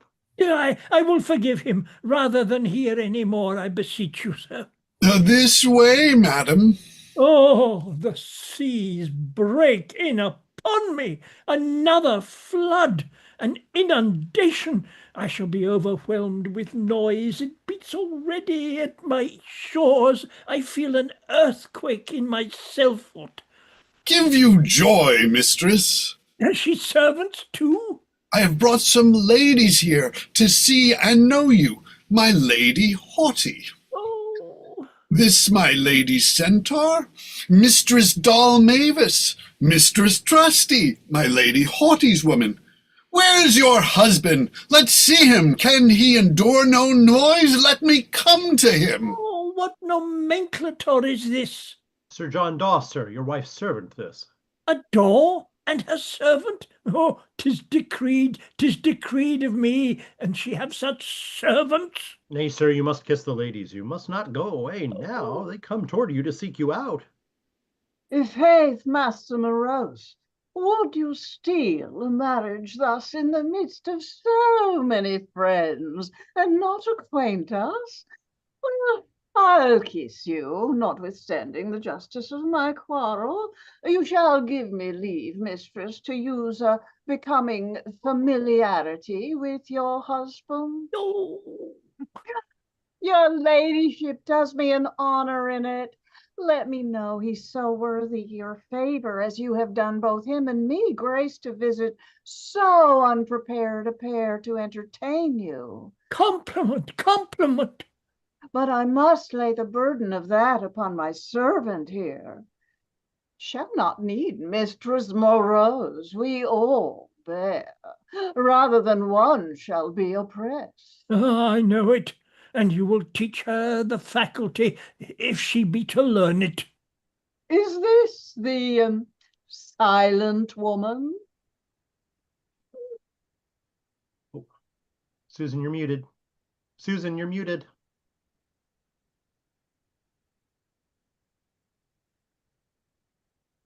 Nay, she has found her tongue since she was married, Master Truewit says. Oh, Master Truewit, save you. What kind of creature is your bride here? Oh, she speaks, methinks. Yes, madam, believe it. She is a gentlewoman of very absolute behavior and of a good race. And Jackdaw told us she could not speak. So it was carried in plot, madam, to put her upon this old fellow by Sir Dauphine, his nephew, and two more of us, but she is a woman of excellent assurance and an extraordinary happy wit and tongue. You shall see her make rare sport with Daw ere night. And he brought us to laugh at her. That falls out often, madam, that he thinks himself the master wit is the master fool. I assure your ladyship you cannot laugh at her. No, we'll have her to the college, and she have wit. She shall be one of us, shall she not, Centaur? We'll make her a collegiate. Yes, faith, madam, and Mistress Mavis and she will set up aside. Believe it, madam, and Mistress Mavis, she will sustain her part. I'll tell you that when I have talked with her and have tried her. Oh, use her very civilly, Mavis. So I will, madam. Blessed minute that they would whisper thus ever. In the meantime, madam, would you but your ladyship help to vex him a little? You know his disease. Talk to him about the wedding ceremonies, or call for your gloves, or... Let me alone. Centaur, help me. Master Bridegroom, where are you? Oh, it was too miraculously good to last. We see no ensigns of a wedding here, no character of a bridal. Where be our scarves and our gloves? I pray you give them us. Let us know your bride's colours, and yours at least. Alas, madam, he has provided none. Had I known your ladyship's painter, I would. He's given it you, Centaur, i' faith. But do you hear, Master Morosus? A jest will not absolve you in this manner. You that have sucked the milk of the court, and from thence have been brought up to the very strong meats and wine of it, been a courtier from the biggin to the nightcap, as we may say, and you to offend in such a high point of ceremony as this, and let your nuptials want all marks of solemnity? How much plate have you lost today, if you had but regarded your profit? What gifts, what friends through your mere rusticity? Madam! Pardon me, sir. I must insinuate your errors to you. No gloves, no garters, no scarves, no epithalamium, no mask. Yes, madam, I'll make an epithalamium. I promise, my mistress, I've begun it already. Will your ladyship hear it? Aye, good jackdaw. Will it please your ladyship command a chamber and be private with your friend? You shall have your choice of rooms to retire to after. My whole house is yours. I know it hath been your ladyship's errand into the city at other times. However, now you have been unhappily diverted upon me. But I shall be loath to break any honourable custom of your ladyship's, and therefore, good madam. You are you are a rude bridegroom to entertain ladies of honour in this fashion. He is a rude groom indeed. By that light, you deserve to be grafted and have your horns reach from one side of the island to the other. Do not mistake me, sir, but I but speak this to give the ladies some heart again, not for any malice to you. Is this your bravo, ladies? God shall help me. If you utter another such word, I'll take Mistress Bride in and begin to you in a very sad cup. Do you see? Oh.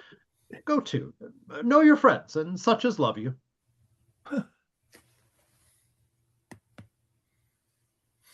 By your leave, ladies, do you want any music? I have brought you variety of noises.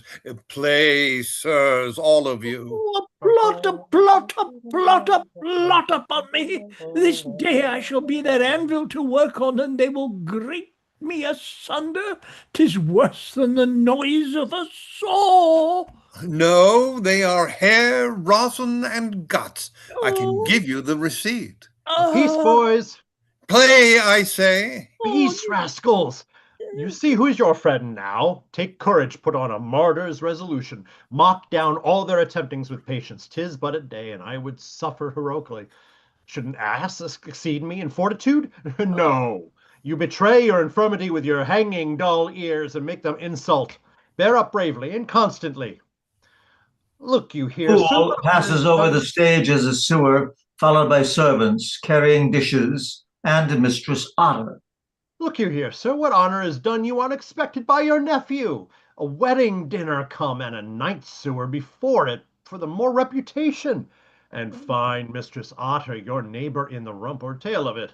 Is that Gorgon, that Medusa come? Oh, hide me, hide me. I warrant you, sir, she will not transform you. Look upon her with a good courage. Pray you entertain her, and conduct your guests in. No, Mistress Bride, will you entreat in the ladies? Your bridegroom is so shamefaced here. Will it please your ladyship, madam? With the benefit of your company, mistress. Servant, pray you perform your duties. And glad to be commanded, mistress. How you like her wit, Mavis? Very prettily, absolutely well. 'Tis my place. Pardon me, Mrs. Otter. Why, I am a collegiate. Not in ordinary. But I am. We'll dispute that with me. Would this had lasted a little longer. And that they had sent for the heralds. Oh, Captain Otter, what news? Well, I brought my bull, bear, and horse in private, and yonder are the trumpeters without, and the drum, gentlemen.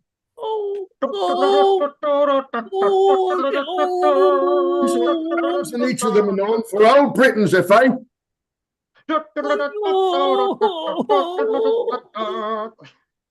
Follow him! Follow! Follow!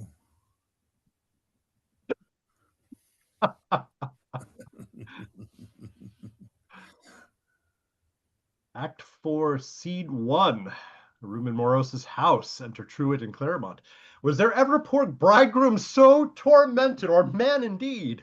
I have not read of the like in the chronicles of the land. Sure he cannot but go to a place of rest after all this purgatory. He may presume it, I think.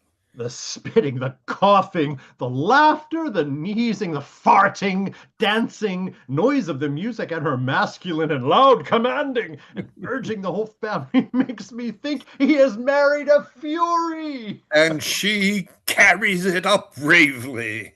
She takes any occasion to speak. That is the height of it.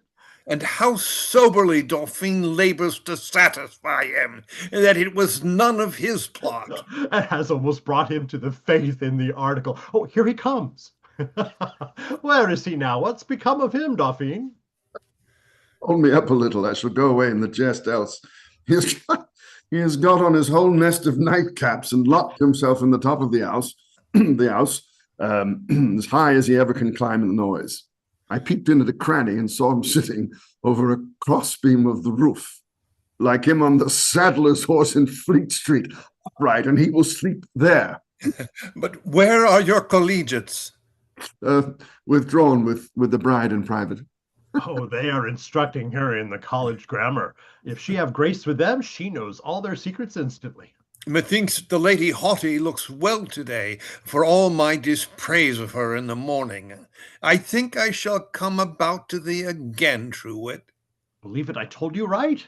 Women ought to repair the losses time and years have made in their features with dressings.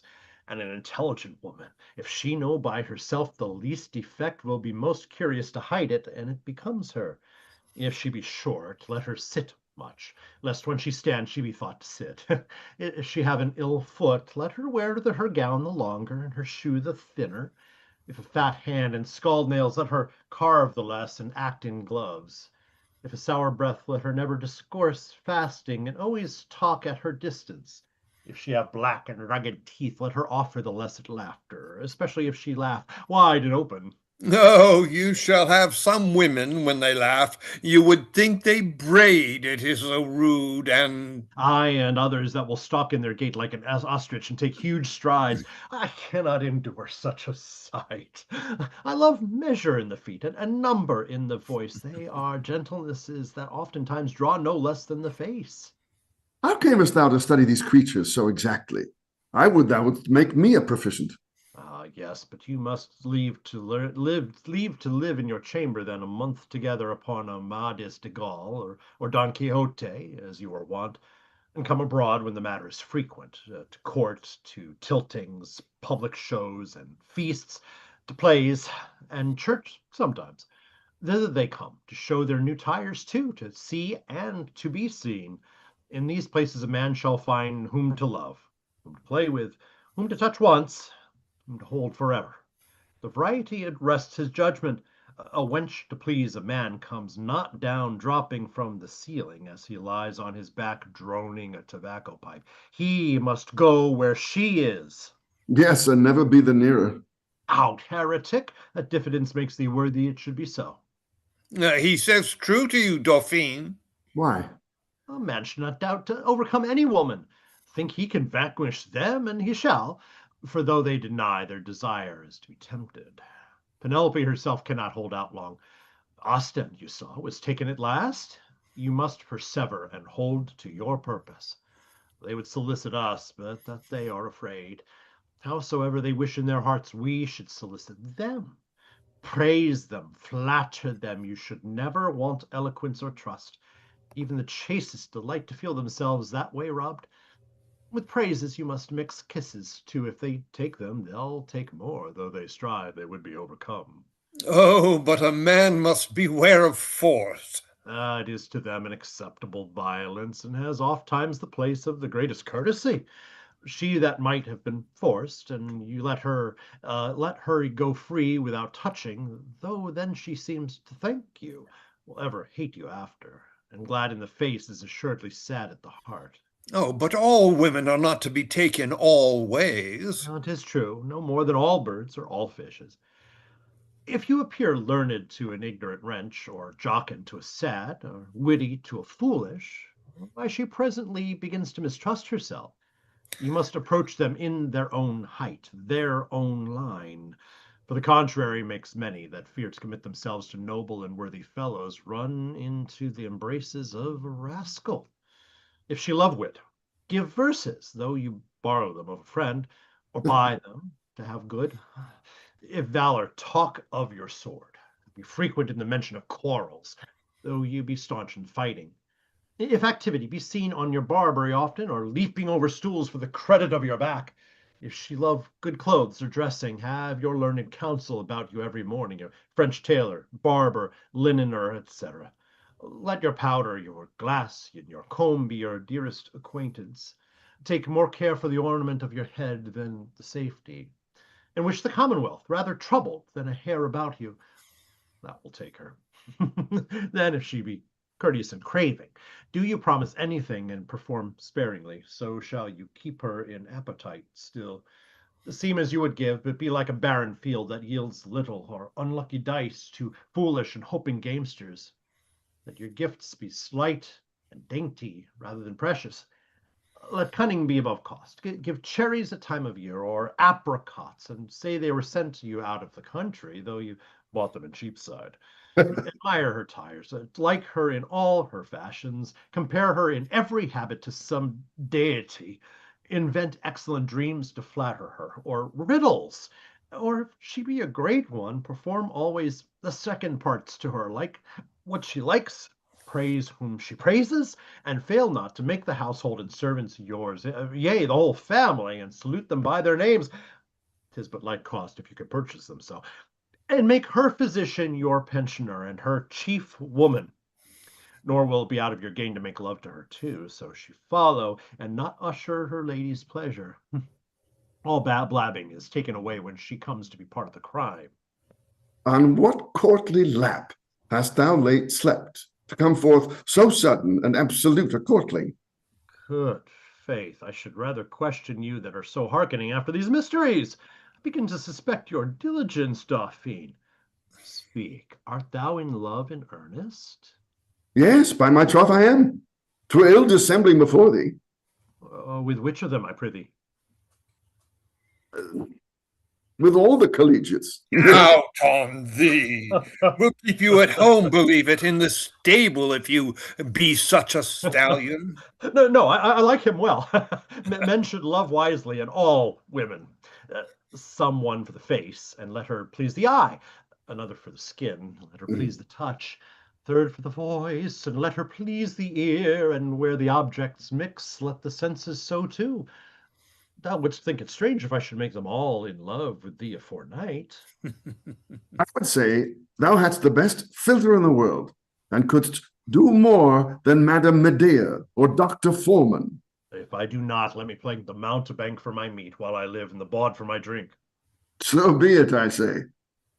Oh, Lord gentlemen, how my nights have I missed you here. Why, Captain, what service? What service? To see me bring up my bull, bear, and horse to fight. Yes, faith, the captain says we shall be his dogs to bait them. Good employment. Come on, let's settle. Let's see a course then. Oh, I'm afraid my cousin will be offended if she come. Be afraid of nothing. Gentlemen, I have placed the drum and the trumpets, and one to give them the sign when you are ready. Here's my bull for myself, and my bear for Sir John Daw, and my horse for Sir Amorous. Now, set your foot to mine, and yours to his, and etc. Pray God, my cousin come not. St. George and St. James, fear no cousins. Come, sound, sound! All right. Et rauco strip puerunt cornua ant you. Well said, Captain, in faith. Well fought at the bull. Well held at the bear. Low, Captain. Oh, the course has kicked off his dog already. I cannot drink, as I am a knight. Oh, so off with his spurs, somebody. It goes against my conscience. My cousin will be angry with it. I have done mine. You fought high and fair, Sir John. At the head. Like an excellent bear dog. You take no notice of the business, I hope? Not a word, sir. You see, we are jovial. Sir Amorous, you must not equivocate. It must be pulled down for all, my cousin. Foot, if you take not your drink, they will think you are discontented with something. You'll betray all if you take the least notice. Oh, not I. I'll both drink and talk then. You must pull the horse on his knees, Sir Amorous. Fear no cousins. Jacta es alia. Oh, now he's in his vein and bold. The least hint given him of his wife now will make him rail desperately. Speak to him of her. Do you, and I will fetch her to the hearing of it. Captain, Otter, your she-otter is coming, your wife. Ops, wife, buzz, tictivilitium. There's no such thing in nature, I confess, gentlemen. I have a cook, a laundress, an house judge that serves my necessary turns and goes under that title. He's an ass that will be so uxorious as to tie his affections to one circle. Come, the name dulls the appetite. Here, replenish again. Another bout. Wives are such nasty, sluttish animals. As ever the earth bare. Tribus verbis. Where's Master Truewit? He slipped aside, sir. But you must drink and be jovial. Yes, give it me. And me too. Let's be jovial. As jovial as you will. Agreed.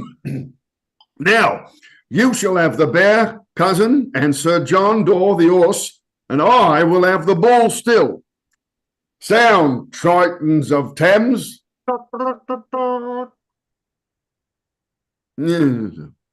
Nunc es bibendum, nunc pede libero, etc. Villains, murderers, sons of the earth and traitors, what do you there? Oh, the trumpets have waked him. We shall have his company. A wife is a scurvy clogged dog go. An unlucky thing. A very full-said bear whelp without any good fashion or breeding. Mala bestia.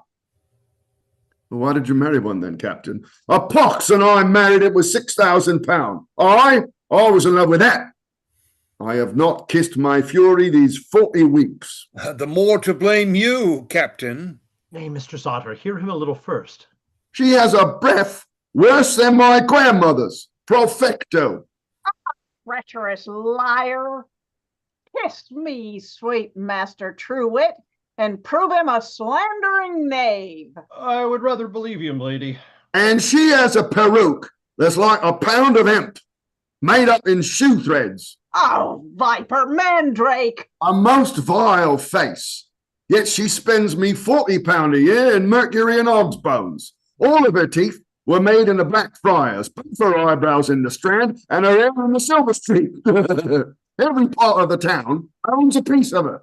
I cannot hold. She takes herself asunder still when she goes to bed, into some 20 boxes, and about the next day noon is put together again like a great German clock, and so comes forth and rings a tedious larum to the whole house, and then is quiet again for an hour, but for a quarters. Or have you done me right, gentlemen? No, sir. Oh, I will do you right with my quarters, with my quarters. oh, good princess. Sound. A battle! A battle! You stinkerly bearward, does my breath smell? Under correction, dear princess. Look to my bear and my horse, gentlemen. Do I want teeth and eyebrows, thou bulldog? Sound still. No, I protest under corrections, etc. Aye, now you are under correction. You protest, but you did not protest before correction, sir. Thou Judas, to offer to betray thy princess, I will make thee an example. Down! Down! I will have no such examples in my house, Lady Otter. Ah, Mistress Mary Ambree, your examples are dangerous. Rogues, hellhounds, stentors, for my doors, you sons of noise and tumult. Got on an ill May day when the galley foist is afloat to Westminster. Come on, comfort could not be conceived but then. What ails you, sir? They have rent my roof, my walls, all my windows asunder with their brazen threats. Best follow him, Dauphine. So I will. Where's Daw and LaFoole? Oh, they're both run away, sir. Good gentlemen. Help me to pacify my princess, and speak to the great ladies for me. Now, I must go lie with the bears this fortnight and keep out of the way till my peace be made. For this scandal she has taken. Did you not see my bullhead, gentlemen? Is not on, Captain. No, but you make a new one that is on. Here it is. And you come over, gentlemen. Ask for Tom Otter. We'll go down to Ratcliffe and have a course of faith for all these disasters. There is bonus spes left. Away, Captain, get off while you are well. I am glad we are rid of him. You had never been unless we had put his wife upon him. His humor is tedious, at least, as it was ridiculous at first. Act 4, Scene 2, a long open gallery in the same. Why so, Mistress Otter? oh, Lord, madam, he came down with a huge, long, naked weapon in both his hands and looked so dreadfully. Sure, he's beside himself. Meet you there, Mistress Otter. Alas, Mistress Mavis, I was chastising my subject and thought nothing of him. So John.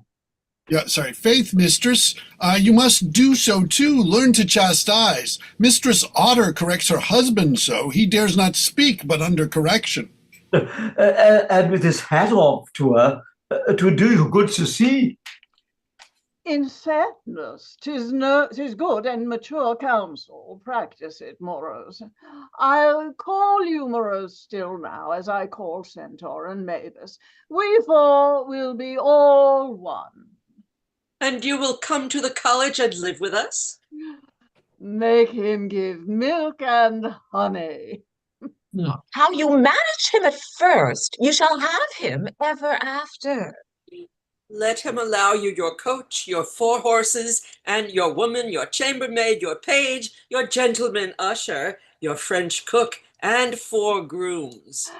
And go with us to Bedlam, to the China houses, and to the exchange. It will open the gate to your fame. Here Centaur has immortalized herself with taming of her wild male. Aye, she has done the miracle of the kingdom. But ladies, do you count it lawful to have such plurality of servants and do them all graces? Why not? Why should women deny their favors to men? Are they the poorer or the worse? Is the Thames the less for the dyer's water, mistress? Or a torch for lighting many torches. Well said, LaFoole. What a new one he has got. They are empty losses women fear in this kind. Besides, ladies should be mindful of the approach of age and let no time want his due use. The best of our days pass first. We are rivers that cannot be called back, madam.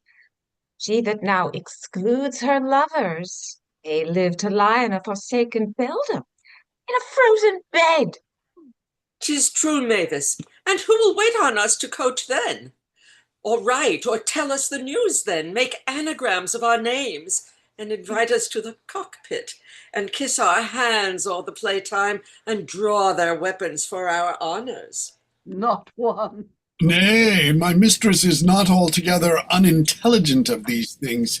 Here be in presence have tasted of her favors. What a neighing hobby horse is this? But not with intent to boast them again, servant. And have you those excellent receipts, madam, to keep yourselves from bearing children? Oh, yes, Morosus. How should we maintain our youth and beauty else? Many births of a woman make her old, as many crops make the earth barren. Oh, my cursed angel that instructed me to this fate, Why, sir? that I should be seduced by so foolish a devil as a barber will make. I would I had been worthy, sir, to have partaken your counsel. You should never have trusted it to such a minister. Would I could redeem it with the loss of an eye, nephew, a hand, or any other member. Oh, marry, God forbid, sir, that you should gild yourself to anger your wife. So it would rid me of her, and that I did supererogatory penance in a belfry at Westminster Hall, in the cockpit at the fall of a stag, the Tower Wharf, what place is there else? London Bridge, Paris Garden, Billingsgate, when the noises are at their height and loudest, nay, I would sit out at a play that were nothing but fights at sea, drum, trumpet, and target. I hope there shall be no such need, sir. Take patience, good uncle. This is but a day, and 'tis well worn too now. Oh, 'twill be so forever, nephew. I foresee it forever. Strife and tumult are the dowry that comes with a wife. Oh. Told you so, sir, and you would not believe me. Alas, do not rub those wounds, Master Truewit, to blood again. 'Twas my negligence. Oh, add not affliction to affliction. I have perceived the effect of it too late in Madam Otter. How do you, sir? Did you ever hear a more unnecessary question? As if she did not see. Why, I do as you see, Empress. Empress! You are not well, sir. You look very ill. Something has distempered you. Oh, horrible, monstrous impertinences! Would not one of those have served, do you think, sir? Would not one of those have served? Yes, sir, but these are but the notes of female kindness, sir. Certain tokens that she has a voice, sir. Oh, is it so? Come, and be no otherwise. What say you? How do you feel yourself, sir? Again that. Nay, look you, sir, you would be friends with your wife upon unconscionable terms. Her silence. They say you are run mad, sir. Oh, not for love, I assure you of you. Do you see? Oh, Lord, gentlemen, lay hold on him for God's sake. What shall I do? Who's his physician, can you tell, that knows the state of his body best, that I might send for him? Oh, good sir, speak. I'll send for one of my doctors else. What, to poison me, that I might die intestate and leave you possessed of all? Oh, Lord, how idly he talks, and how his eyes sparkle. He looks green about the temples. Do you see what blue spots he has? Aye, 'tis melancholy. Gentlemen, for heaven's sake, counsel me. Ladies, servant, You have read Pliny and Paracelsus. Ne'er a word now to comfort a poor gentlewoman. Ay me, what fortune had I to marry a distracted man? I will tell you, mistress. How rarely she holds it up. What mean you, gentlemen? What will you tell me, servant? The disease in Greek is called mania. Latin insania, furor, vel ecstasis melancholia, that is aggressio, when a man ex melancholico evadit fanaticus. Shall I have a lecture read upon me alive? But he may be but freneticus yet, mistress, and freneticus is only delirium or so. Aye, that is for the disease, servant. But what is this to the cure? We are sure enough of the disease. Let me go. Why, we'll entreat her to hold her peace, sir. Oh, no, labour not to stop her. She is like a conduit pipe that will gush out with more force when she opens again. I will tell you, Amorous, you must talk divinity to him altogether, or moral philosophy. Aye, there's an excellent book of moral philosophy, madam, of Reynard the Fox and all the beasts, called Donny's Philosophy. There is indeed, Sir Amorous, LaFoole. Oh, misery! I have read it, my lady Centaur, all over to my cousin here. Aye, and 'tis a very good book, as any is, of the moderns. Tut, he must have Seneca read to him, and Plutarch, and the ancients. The moderns are not for this disease. Why, you discommended them too today, Sir John. Aye, in some cases, but in these they are best, and Aristotle's Ethics. So say you, Sir John. I think you are deceived. You took it upon trust. Where's Trusty, my woman? I lend this difference. I pray thee, Otter, call her. Her father and mother were both mad when they put her to me. I think so. Nay, gentlemen, I am tame. This is but an exercise, I know, a marriage ceremony. And one of them, I know not which, was cured with the sick man's salve, and the other with Green's groat's worth of wit.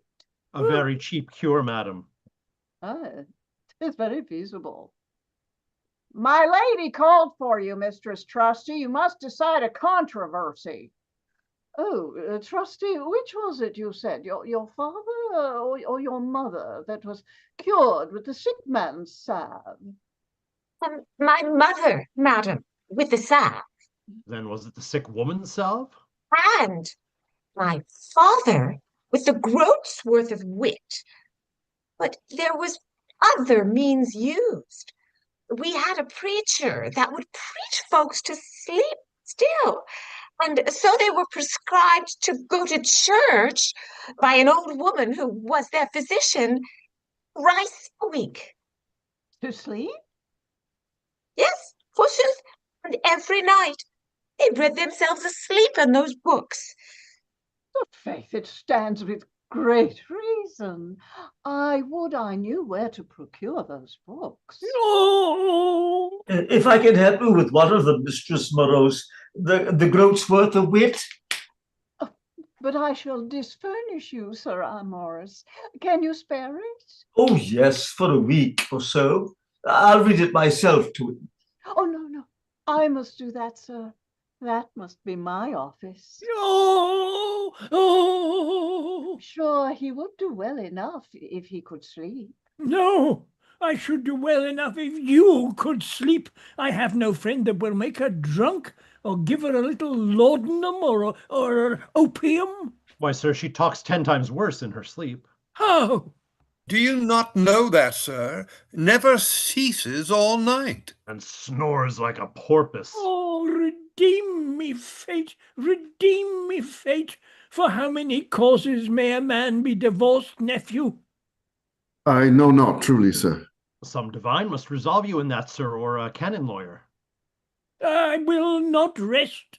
I will not think of any other hope or comfort till I know. Alas, poor man. You'll make him mad indeed, ladies, if you pursue this. Oh, we'll let him breathe now, a quarter of an hour or so. By my faith, a large truce. Is that his keeper that is gone with him? It is his nephew, madam. So Dauphine Eugenie. Oh, he looks a very pitiful knight. This can be. This marriage has put him out of all. He has not a penny in his purse, madam. He is ready to cry all this day. A very shock. He set me in the nick t'other night at Primero. Oh, those swabbers talk. Aye, what Otter's wine has swelled their humours above a springtide. Ah, good Morose, let us go in again. I like your couches exceeding well. We'll go lie and talk there. I wait on you, madam. Slight, I would have them silent as signs, and their post too, ere I have done. Do you hear, lady bride?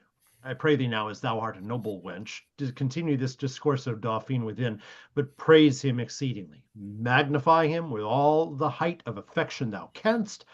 I have some purpose in it, but beat off these two rooks, Jackdaw and his fellow, with any discontentment hither, and I'll honour thee forever. I was about it here. It angered me to the soul to hear them begin to talk so malapert. Pray thee perform it, and thou winnest me an idolater to the everlasting. Will you go in and hear me do it? No, I'll stay here. Drive them out of your company, 'tis all I ask, which cannot be any way better done than by extolling Dauphine, whom they have so slighted. I warrant you, you shall expect one of them presently. What a cast of kestrels are these, to hawk after ladies thus? I instruct it such an eagle as Dauphine. He will be mad when we tell him. Here he comes. Oh, sir, you are welcome. Where's thine uncle? Run out of doors in his nightcap to talk with the casuist about his divorce. It works admirably. Thou wouldst have said so if thou hadst been here. The ladies have laughed at thee most comically since thou wentest, Dauphine.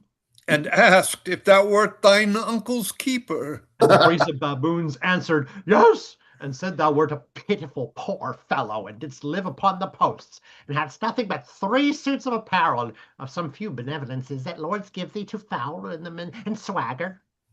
Let me not live, I will beat them. I will bind them both to Grand Madam's bedposts, and have them baited with monkeys. Thou shalt not need. They shall be beaten to thy hand, Dauphine. I have an execution to serve upon them. I warrant thee shall serve. Trust my plot. Aye, you have many plots. So you had one to make all the wenches in love with me, Why, if I do not yet a forenight as near as 'tis, and that they do not every one invite thee, and be ready to scratch for thee, take the mortgage of my wit. For God, I'll be his witness thou shalt have it, Dauphine. Thou shalt be his fool forever if thou dost not. Agreed. Perhaps 'twill be the better estate. Do you observe this gallery, or rather lobby, indeed? Here are a couple of studies at each end one. Here I will act such a tragicomedy between the Guelphs and the Ghibellines. Daw and LaFoole, which of them comes out first, will I seize on. You two shall be the chorus behind the arras, and whip out between the acts and speak. If I do not make them keep the peace for this remnant of the day, if not of the year, I have failed once I hear Daw coming. Hide! Do not laugh, for God's sake. Which is the way into the garden, Trow? Oh, Jackdaw, I am glad to have met with you, and good faith, I must have this matter go no further between you. I must have it taken up. What matter, sir? Between whom? Come, you disguise it, Sir Amorous and you. If you love me, Jack, you shall make use of your philosophy now, for this once, and deliver me your sword. This is not the wedding the Centaurs were at, though there be a she-one here. The bride has entreated me that I will see no blood shed at her bridal. You saw her whisper me erewhile. As I hope to finish Tacitus, I intend no murder. Do you not wait for Sir Amorous? Not I, by my knighthood. And your scholarship too? And my scholarship too. Go then. Then I return your sword and ask you mercy. But put it not up, for you will be assaulted. I understood that you had apprehended it and walked here to brave him, and that you had held your life contemptible in regard of your honor. No such thing, I assure you. He and I parted now as good friends as could be. Trust not you to that visor. I saw him since dinner with another face. I have known many men in my time vexed with losses, with deaths, and with abuses, but so offended a wight as Sir Amorous did I never see or read of. For taking away his guests, sir, today, that's the cause, and he declares it behind your back with such threatenings and contempts. He said to Dauphine, you were the arrantest ass. Aye, he may say his pleasure. And swears you are so protested a coward that he knows you will never do him any manly or single right, and therefore will take his course. I'll give him any satisfaction, sir, but fighting. Aye, sir, but who knows what satisfaction he'll take? Blood he thirsts for, and blood he will have. Whereabouts on you he will have it, who knows but himself? I pray you, Master Truewit, be you a mediator. Well, sir, conceal yourself then in this study till I return. Nay, you must be content to be locked in for mine own reputation. I would not have you seen to receive so public disgrace while I have the manner in managing. But so, here he comes. Keep your breath close, that he do not hear you sigh. In good faith, Sir Amorous, he is not this way. I pray you be merciful, do not murder him. He is a Christian as good as you. You are armed as if you sought revenge on all his race. Good Dauphine, get him away from this place. I never knew a man's collar so high, but he would speak to his friends, he would hear reason. Jack, asleep. Is he gone, Master Truewit? Aye, did you hear him? Oh, Lord, yes. What a quick ear fear has. But is he so armed as you say? Armed? Did you ever see a fellow set out to take possession? Aye, sir. Well, that might give you some light to conceive of him, but 'tis nothing to the principle. Some false brother in the house has furnished him strangely, or if it were out of the house, it was Tom Otter. Oh, indeed, he's a captain, and his wife is his kinswoman. He's got somebody's old two-hand sword to mow you off at the knees. And that sword hath spawned such a dagger. But then he is so hung with pikes, halberds, petronels, calivers, and muskets that he looks like a justice of peace's hall. A man of 2,000 a year is not cessed at so many weapons as he has on. There was never fencer challenged at so many several foils. You would think he meant to murder all St. Pulcher parish. If he could but victual himself for half a year in his breeches, he is sufficiently armed to overrun a country. Good Lord, what means he, sir? I pray you, Master Truewit, be you a mediator. Well, I'll try if he will be appeased with a leg or an arm. If not, you must die once. I would be loath to lose my right arm for writing madrigals. Well, he will be satisfied with a thumb or a little finger. All's one to me. You must think I will do my best. Oh, good sir, do. What hast thou done? He will let me do nothing. He has all the four. He offers his left arm. Well, his left wing for a jackdaw? Take it, by all means. True, how maim a man forever for a jest? What a conscience has thou? There's no loss to him. He has no employment for his arms but to eat spoon meat. Besides, as good maim his body as his reputation. He is a scholar and a wit, and yet he does not think so. But he loses no reputation with us, for we all resolved him an ass before. To your places again. I prithee, let me be in at the other a little. Look, you'll spoil all. These be ever your tricks. No, but I could hit up some things that thou wilt miss, and thou wilt say are good ones. I warrant you, I pray forbear. I will leave it off else. Come away, Clerimont.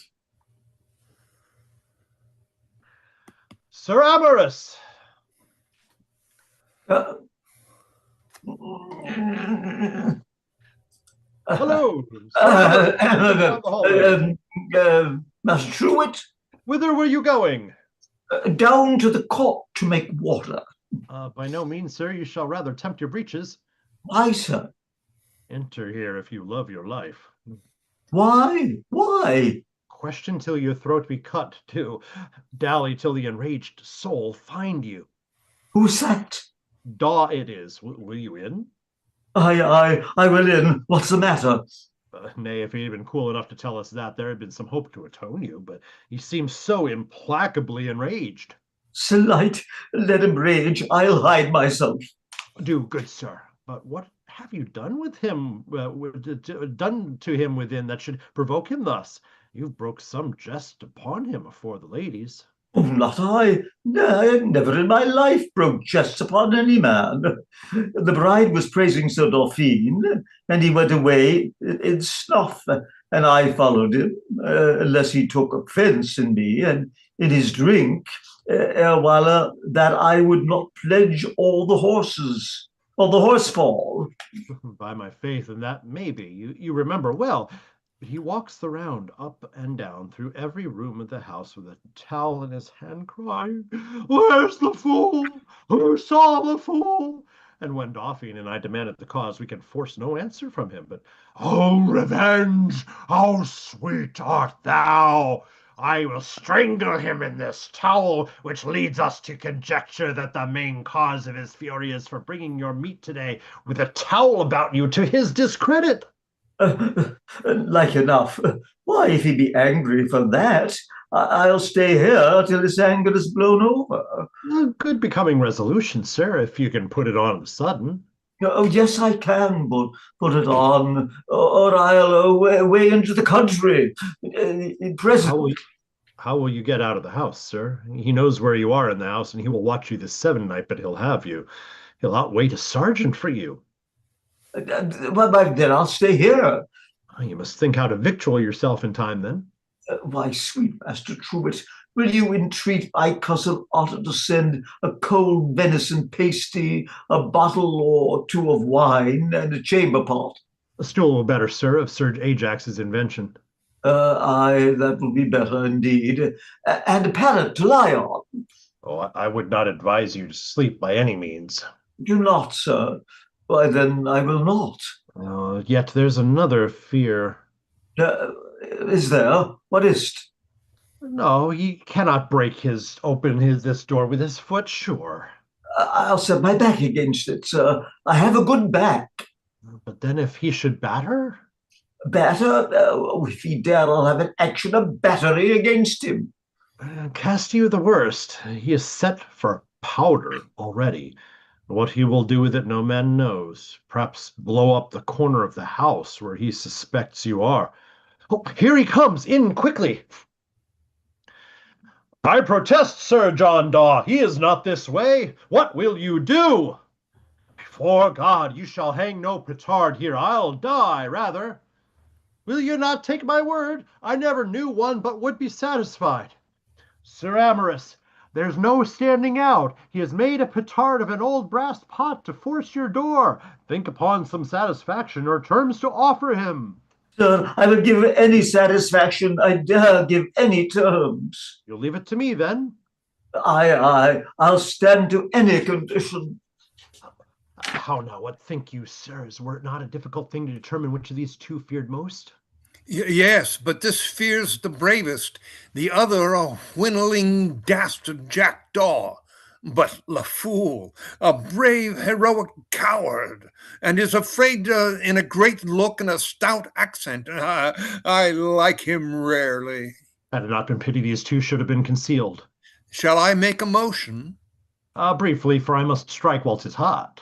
Shall I go fetch the ladies to the catastrophe? Aye, by my troth. Oh, by no mortal means. Let them continue in the state of ignorance and err still. Think them wits and fine fellows as they have done. 'Twas sin to reform them. Well, I will have them fetched, now that I think on it, for a private purpose of mine. Do, Clerimont, fetch them and discourse to them all that's past, and bring them into the gallery here. This is thy extreme vanity. Now thou thinkst thou wert undone, if every jest thou makest were not published? Thou shalt see how unjust thou art presently.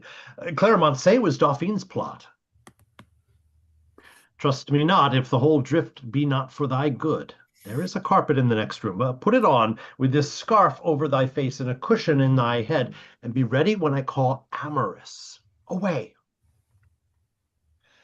John Daw! Oh, what good news, sir? Faith, I have followed and argued with him hard for you. I told him you were a knight and a scholar, and that you knew fortitude did consist magis paratento quam faciendo, magis ferendo quam feriendo. It doth so indeed, sir. And that you would suffer, I told him. So first he demanded by my troth, by my conceit too much. What was it, sir? Your upper lip and 6 of your 4 teeth. 'Twas unreasonable. Nay, I told him plainly you could not spare them all. So after long argument, pro et con, as you know, I brought him down to your 2 butter teeth, and them he would have. Oh, did you so? Why, he shall have them then. But he shall not, sir, by your leave. The conclusion is this, sir, because you shall be very good friends hereafter, and this never to be remembered or upbraided. Besides, that he may not boast he has done any such thing to you in his own person.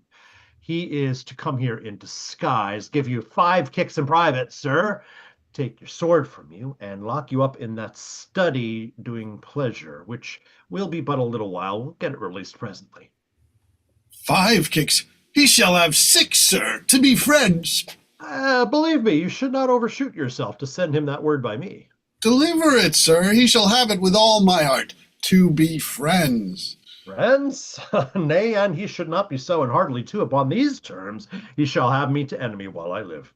Come, sir, brave it, bear it bravely. Oh, Lord, sir, 'tis nothing. True. What's 6 kicks to a man that reads Seneca? I have had 100, sir. Sir Amorous! No speaking to one another or rehearsing old matters. 1, 2, 3, 4, 5. I protest, Sir Amorous, you shall have 6. Nay, I told you should not talk. Come, give him 6, and he will needs. Your sword. Now return to your safe custody. You shall presently meet afore the ladies, and be the dearest friends one to another. Give me the scarf now. Thou shalt beat the other barefaced. Stand by. Sir Amorous. What's here? A sword? I cannot help it without. I should take the quarrel upon myself. Here, he has sent you his sword. I will receive none of it. And he wills you to fasten it against a wall and break your head in several places against the hilts.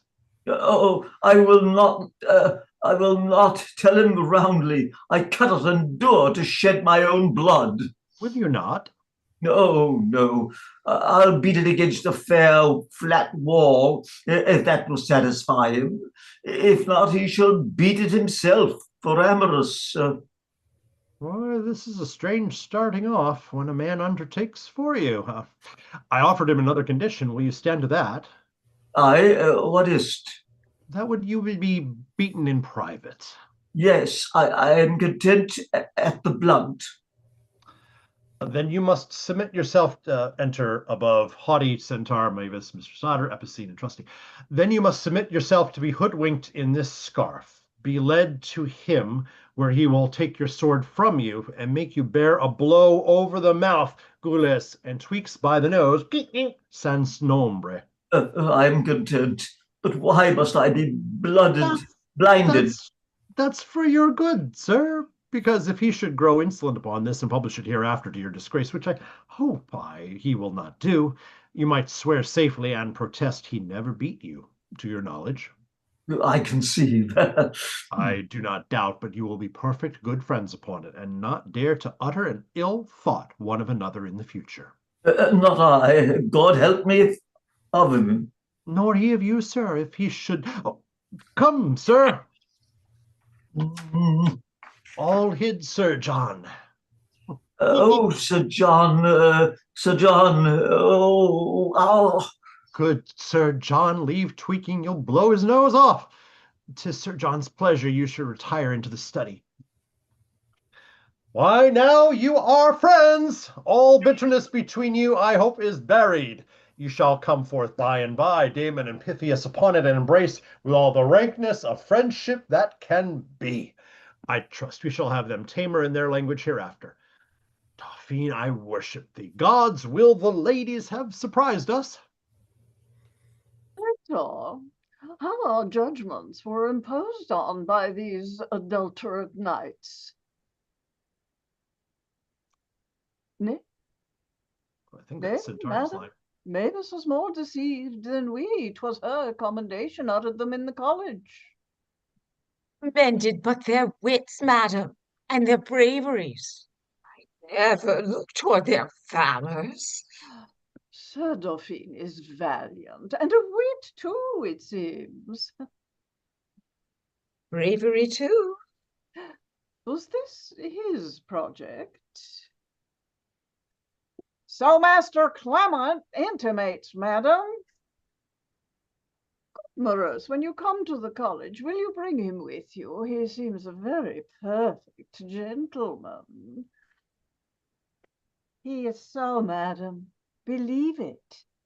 But when will you come, Morosus? 3 or 4 days hence, madam, when I have got me a coach and horses.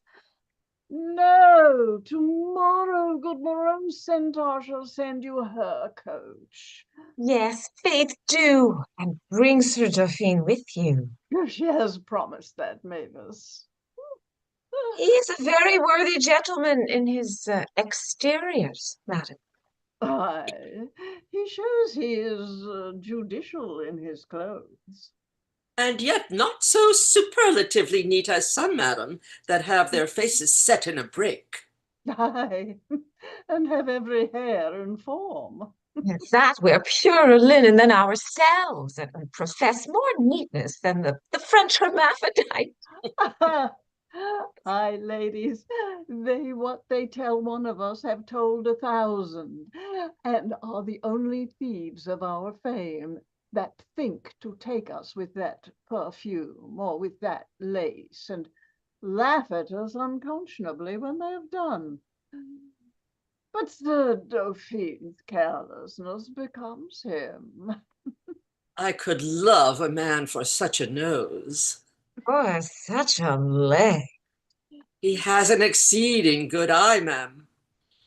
And a very good lock. Good Morosus, bring him to my chamber first. Please your honors to meet at my house, madam. See how they eye thee, man. They are taken, I warrant thee. Have unbraced our brace of knights here, Master Truewit. Not I, madam. It was Sir Dauphine's Eugenie, which, if he have disfurnished her ladyship of any guard or service by it, is able to make the place good again in himself. There is no suspicion of that, sir. God, so, Mavis, Haughty is kissing. Let us go too and take part. Oh, but I am glad of the fortune, beside the discovery of 2 such empty caskets, to gain the knowledge of so rich a mine of virtue as Sir Dauphine. We would all be glad to style him of our friendship and see him at the college. Not mix with a sweeter society, I'll prophesy, and I hope he himself will think so. I should be rude to imagine otherwise, lady. I not tell thee, Dauphine, why all their actions are governed by crude opinion without reason or cause.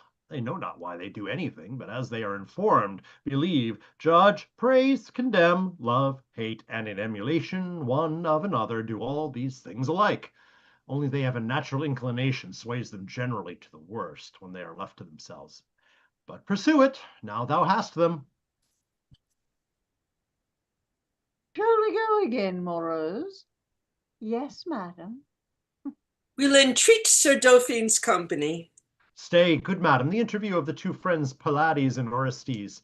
I'll fetch them out to you straight. Will you, Master Truewit? Aye, but noble ladies, do not confess in your countenance or outward bearing to them any discovery of their follies, that we may see how they will bear up again with what assurance and erection. We will not, Sir Dauphine. Honest, On our Josephine. honors, Sir Dauphine. Sir Amorous, the ladies are here. Are they? Yes, but slip out by and by as their backs are turned and meet Sir John here as by chance when I call you. Jackdaw! Oh, what say you, sir? Whip out behind me suddenly, and no anger in your looks to your adversary. Now! Noble Sir John Daw, where have you been? To seek you, Sir Amorous. I honor you. I prevent you, sir. They have forgot their rapiers. They meet in peace, man. Where's your sword, Sir John? Clerimont. Sorry. 66. And yours, Sir Amorous? Mine? My boy had it forth to mend the handle, e'en now.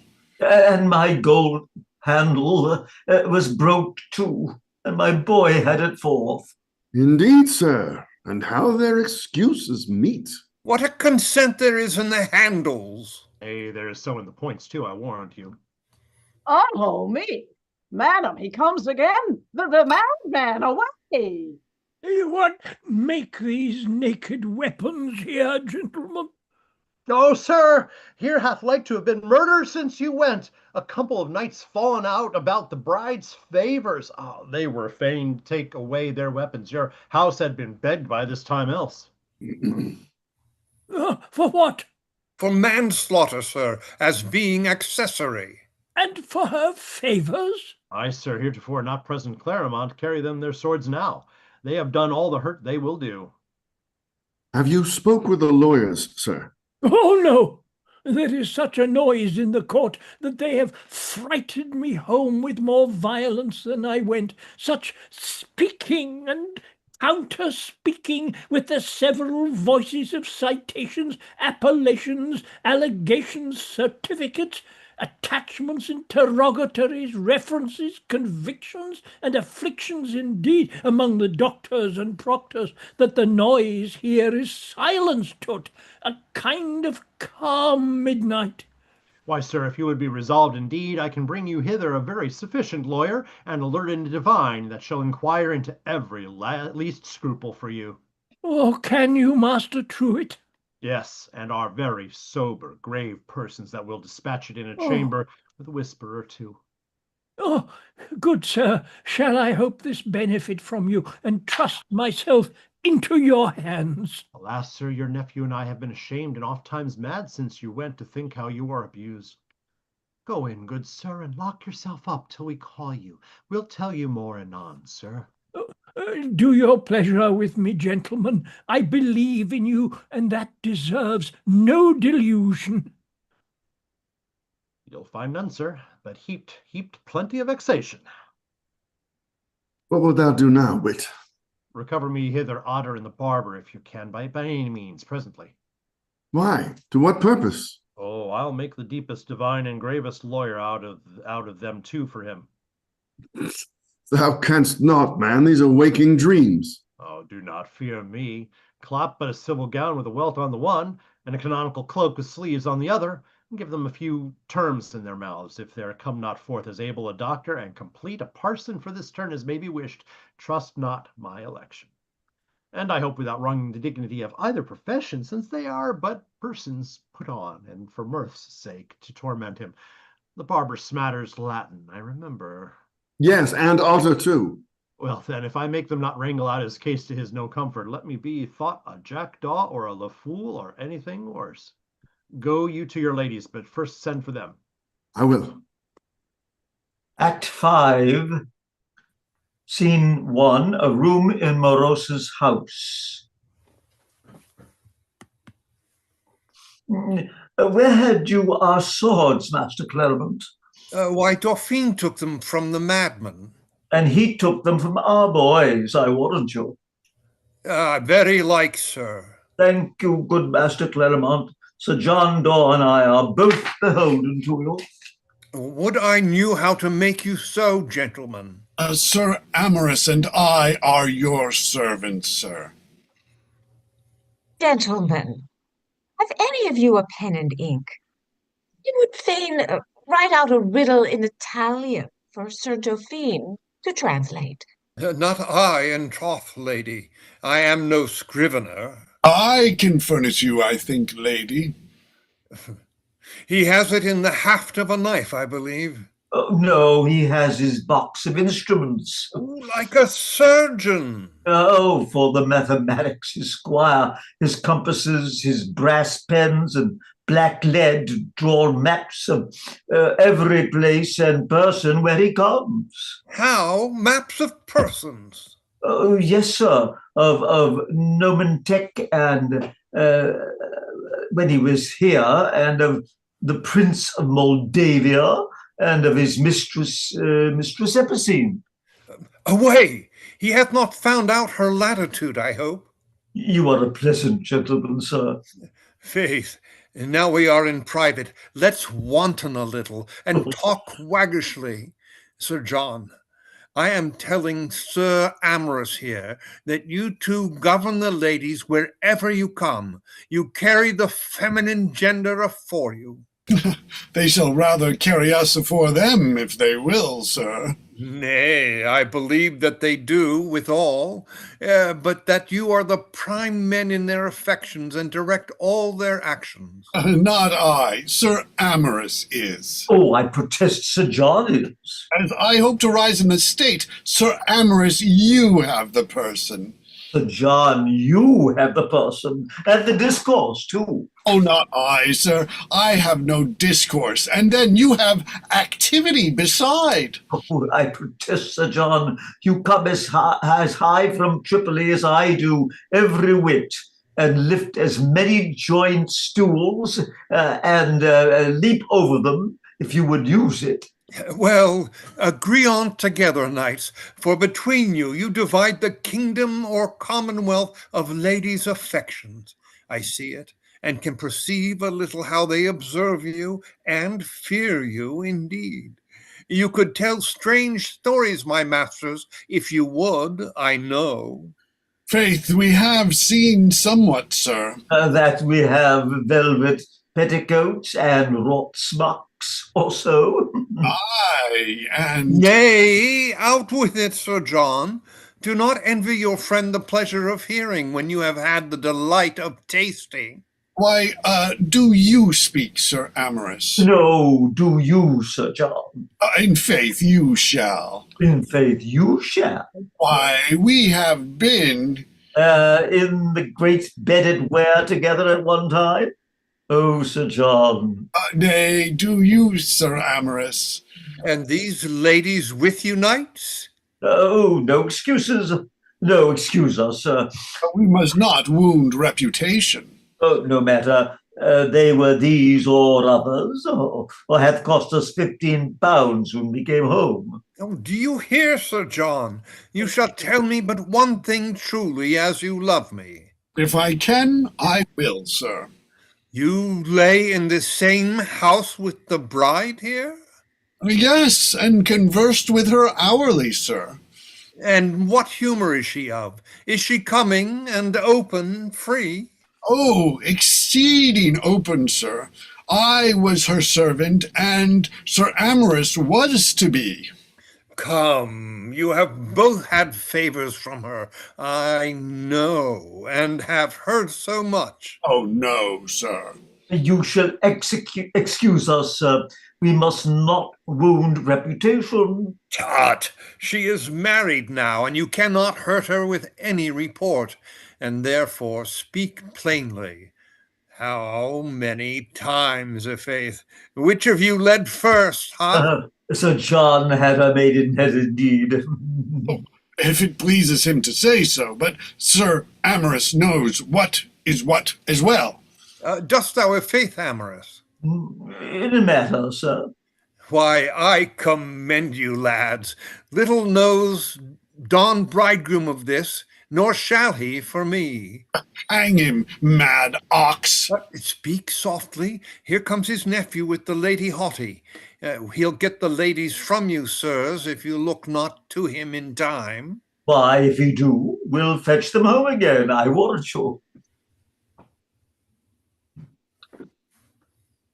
I assure you, Sir Dauphine, it is the price and estimation of your virtue only that hath embarked me to this adventure, and I could not but make out to tell you so, nor can I repent me of the act, since it is always an argument of some virtue in ourselves that we love and affect it so in others. Your ladyship sets too high a price on my weakness.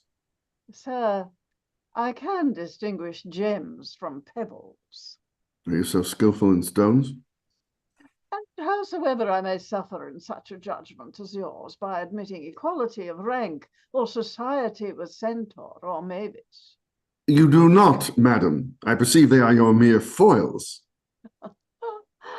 Then are you a friend to truth, sir? It makes me love you the more. It is not the outward, but the inward man that I affect. They are not apprehensive of an eminent perfection, but love flat and dully. Where are you, my Lady Haughty? I come presently, Centaur. My chamber, sir, my page shall show you, and Trusty, my woman, shall be ever awake for you. You need not fear to communicate anything with her, for she is a Fidelia. I pray you wear this jewel for my sake, Sir Dauphine.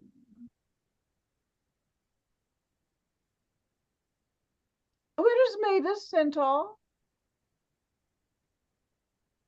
Within, madam, a writing. I'll follow you presently. I'll but speak a word with Sir Dauphine. With me, madam. Good Sir Dauphine, do not trust Haughty, nor make any credit to her, whatever you do besides. Sir Dauphine, I give you this caution. She is a perfect courtier, and loves nobody but for her uses. And for her uses she loves all. Besides, her physicians give her out to be none of the clearest, whether she pay them or no, heaven knows. And she's above 50 too, and pargets. See her in a forenoon. Here comes Mavis, a worse face than she. You would not like this by candlelight. If you'll come into my chamber one of these mornings early or late in an evening, I will tell you more.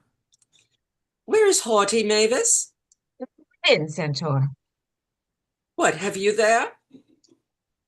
An Italian riddle. For Sir Dauphine. You shall not see it, i'faith, Centaur.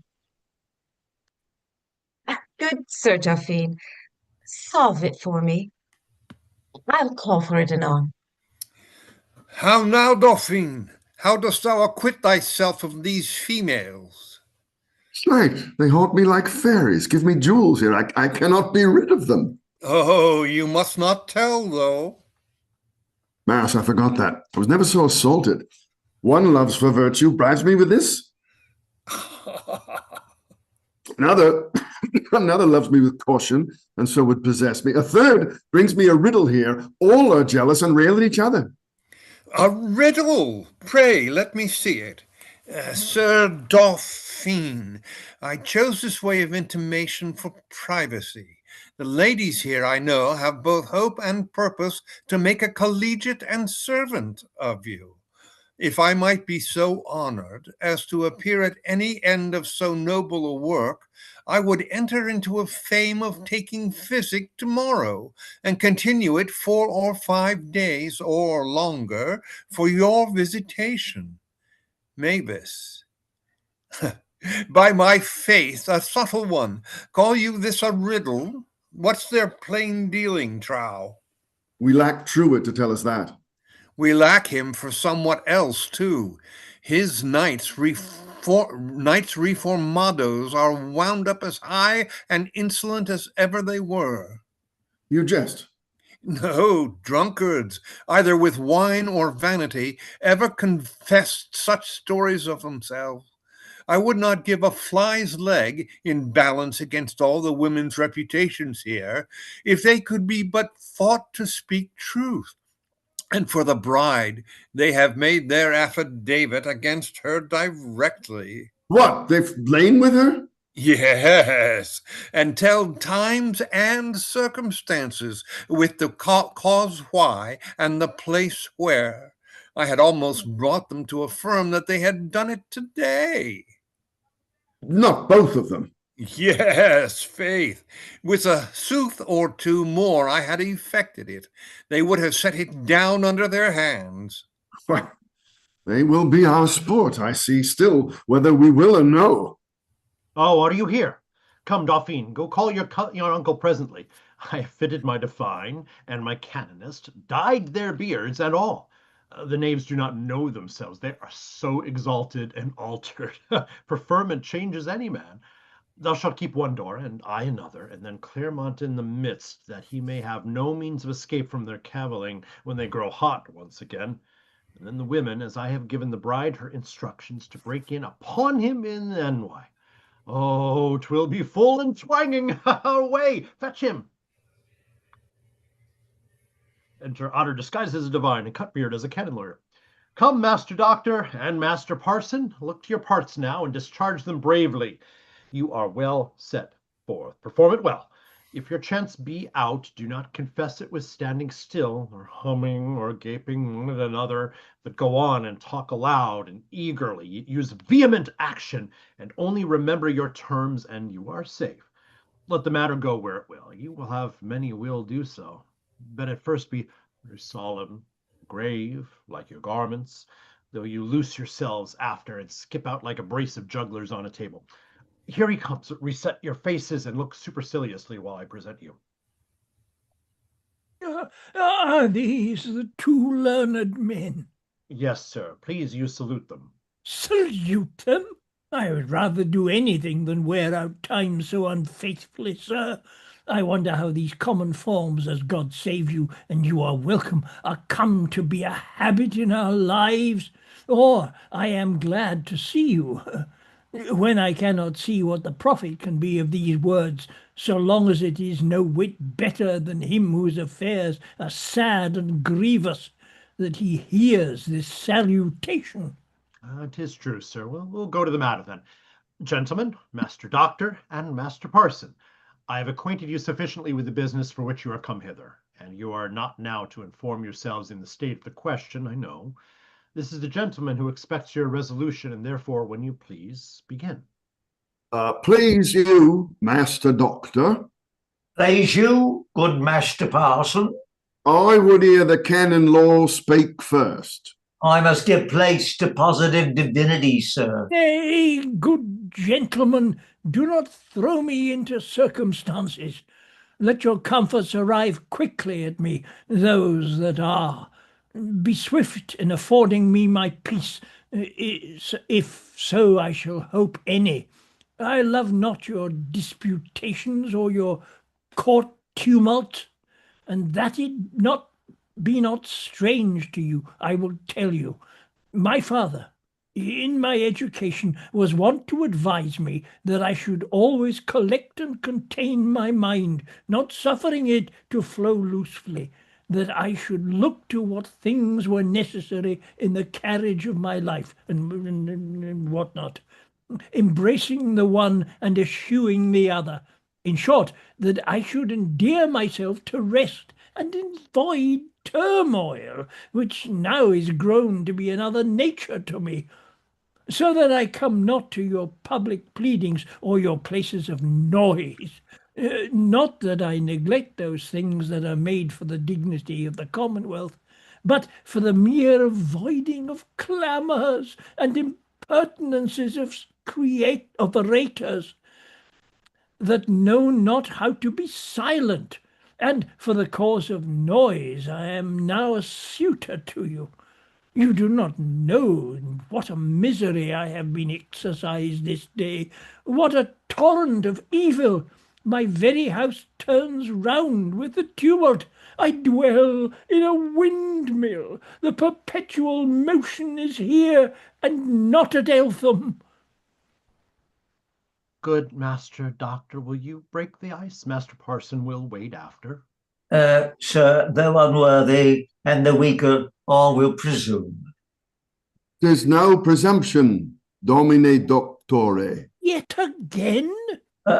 Your question is for how many causes a man may have divorcium legitimum, a lawful divorce. First, you must understand the nature of the word divorce, divertendo. No excursions upon words, good doctor. To the question, briefly. I answer then, the canon law affords divorce, but in a few cases, and the principle is in the common case of the adulterous case. But there are duodecim impedimenta, 12 impediments, as we call them, all which do not dirimere contractum, but iritum redere matrimonium, as we say in the canon law, not take away the bond, but cause a nullity therein.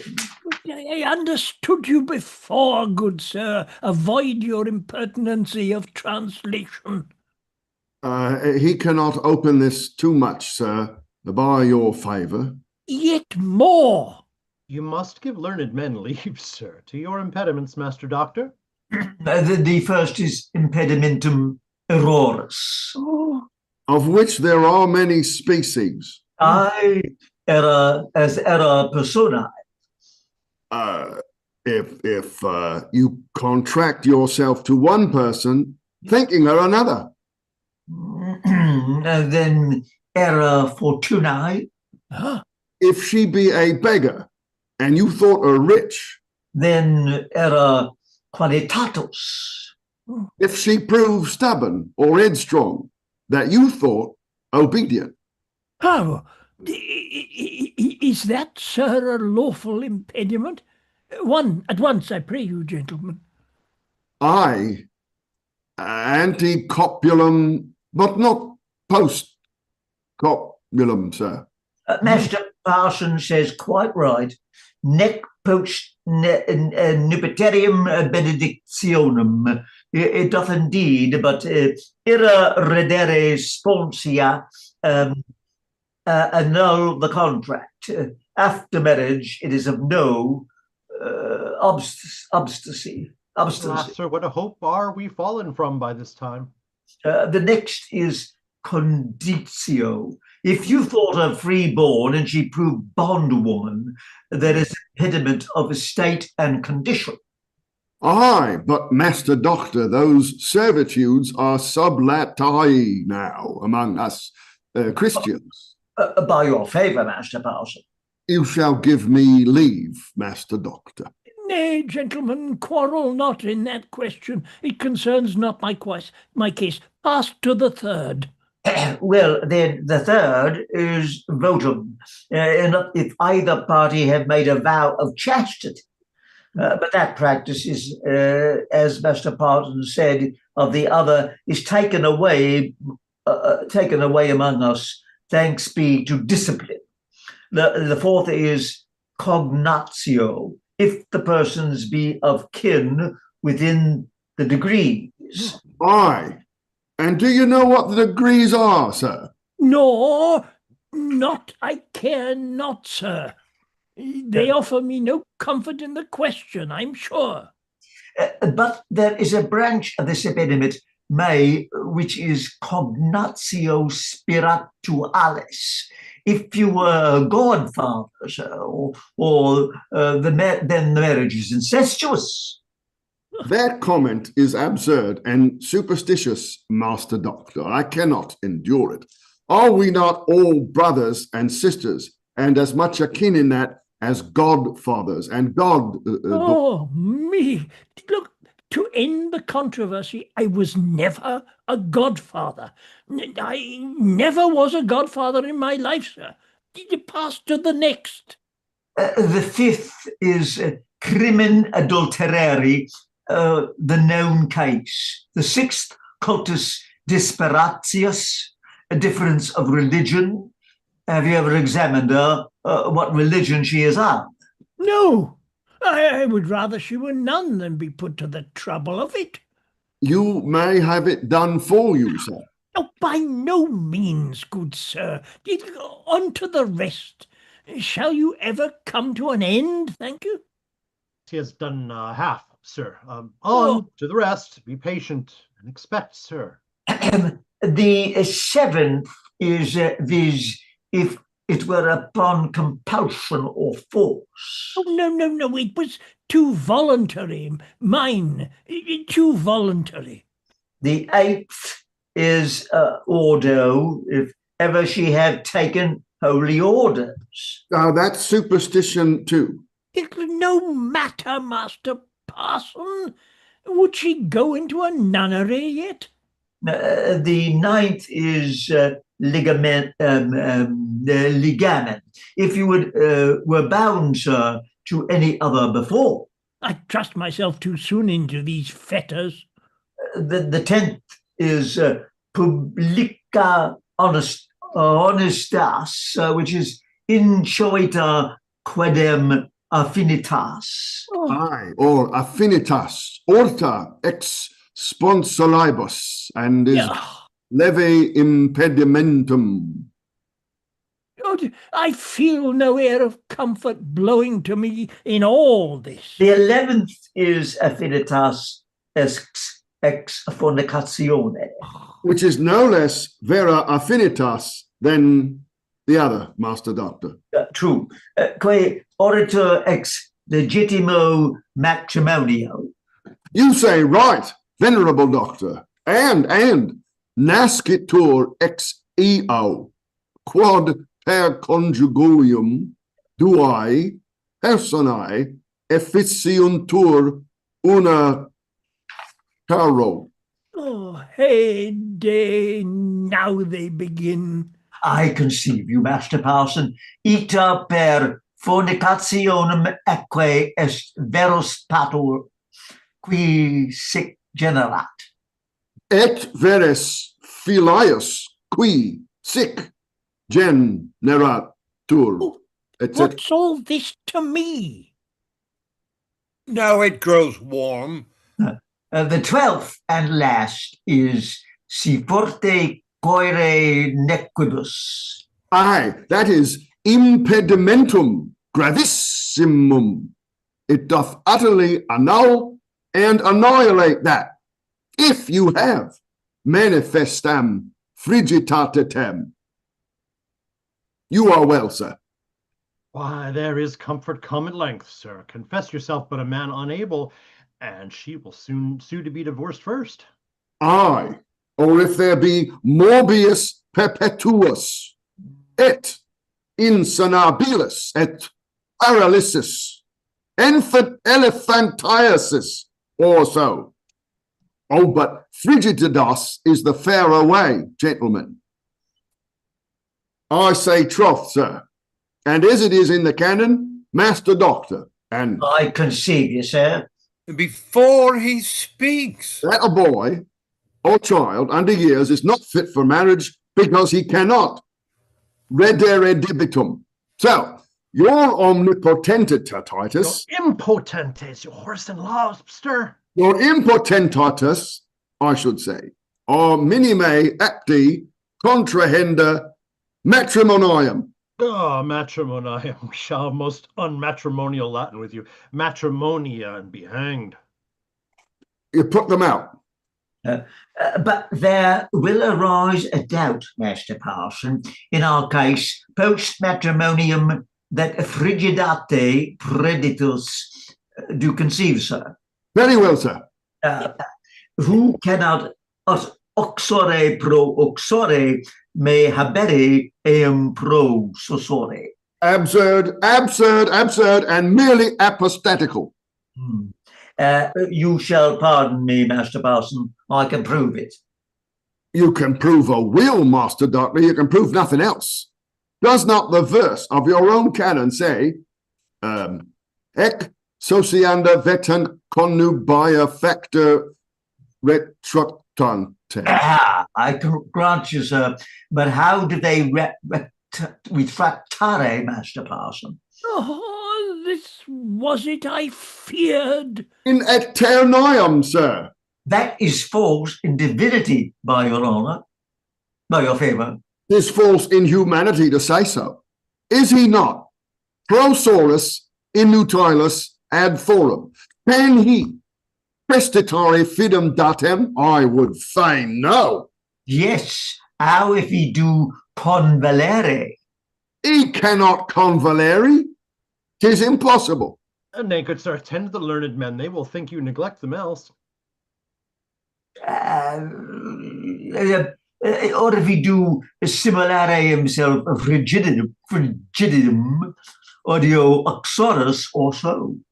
Well, I say he is an adulterer manifestus, then. They do dispute very learnedly in faith. And prostitutor oxorus. And this is positive. Oh, good sir, let me escape. You will not do me that wrong, sir. And, therefore, if he be manifeste frigidus, sir, and... If he manifeste frigidus, I grant you. Well, that was my conclusion. And mine too. Nay, hear the conclusion, sir. Then, frigitatus causa... Yes, causa frigitatus. Oh, mine ears. He may have the libellium divortii against you. I divortii libellum she will sure have. Good echoes forbear. If you confess it. Which I would do, sir. I will do anything. And clear myself in foro conscientiae and... Because you want, indeed. Yet more? Secrendi prostaten. Oh. I will endure it no longer. Ladies, I beseech you, help me. This is such a wrong as never was offered to poor bride before. Upon her marriage day, to have her husband conspire against her, and a couple of mercenary companions to be brought in for form's sake, to persuade a separation. If you had blood or virtue in you, gentlemen, you would not suffer such earwigs about a husband or scorpions to creep between man and wife. Oh, the variety and changes of my torment! Let them be cudgelled out of doors by our grooms. I'll lend you my footman. We'll have our men blanket them in the hall. As there was one at our house, madam, for peeping in at the door. Are you content in faith? Stay, ladies and gentlemen, you'll hear before you proceed. I'll have the bridegroom blanketed too. Begin with him first. Yes, by my troth. Oh, mankind generation. Ladies, for my sake, forbear. Yes, for Sir Dauphine's sake. You shall command us. He is as fine a gentleman of his inches, madam, as any is about the town, and wears as good colours as he lists. Be brief, sir, and confess your infirmity. She'll be a fire to be quit of you. If she but hear that named once, you shall not entreat her to stay. She'll fly you like one that had the marks upon him. Ladies, I must crave all your pardon. Silence, ladies. For a wrong I have done to your whole sex in marrying this fair and virtuous gentlewoman. Hear him, good ladies. Being guilty of an infirmity, which before I conferred with these learned men, I thought I might have concealed. But now, being better informed his conscience by them, he is to declare it and give satisfaction by asking your public forgiveness. I am no man, ladies. How? Utterly unabled by nature, by reason of frigidity, to perform the duties or any the least offices of a husband. Thou out upon him, prestigious creature! Bridegroom uncarnate. And would you offer it to a young gentlewoman? A lady of her longings? Not a device. This, it smells rankly, ladies, a mere comment of his own. Why, if you suspect that, ladies, you may have him searched. As the custom is, by a jury of physicians. Oh, yes, Faith, to be brave. Oh, me, must I undergo that? No, let women search him, madam. We can do it ourselves. Out on me! Worse! No, ladies, you shall not need. I will take him with all his faults. Worst of all! Why then 'tis no divorce, doctor, if she consent not. No, if the man be frigidus, it is de parte uxorus that we grant her libellum divortii in the law. Aye, it's the same in theology. Worse than worst. Nay, sir, be not utterly disheartened. We have yet a small relic of hope left, as near as our comfort is blown out. Clerimont, produce your brace of knights. What was that, Master Parson, you told me in errore qualitatis even now? Dauphine, whisper the bride that she carry it as if she were guilty and ashamed. Marry, sir, in erroris qualitatis, which Master Doctor did forbear to urge, if she be found corrupta, that is, vitiated or broken up, that was pro virgini desponsa, espoused for the maid. Well, what then, sir? It doth dimirere contractacum and irritatum redere too. If this be true, we are happy again, sir, once more. Here are an honorable brace of knights that shall affirm so much. Pardon us, good Master Clerimont. You shall excuse us, Master Clerimont. Nay, you must make it good now, knight. There is no remedy. I'll eat no words for you, nor no men. You know you spoke it to me. Is this gentlemanlike, sir? Jackdaw, he's worse than Sir Amorous, fiercer a great deal. Sir Amorous, beware, there be 10 daws in this Clerimont. I'll confess it, sir. Will you, Sir Amorous? Will you wound reputation?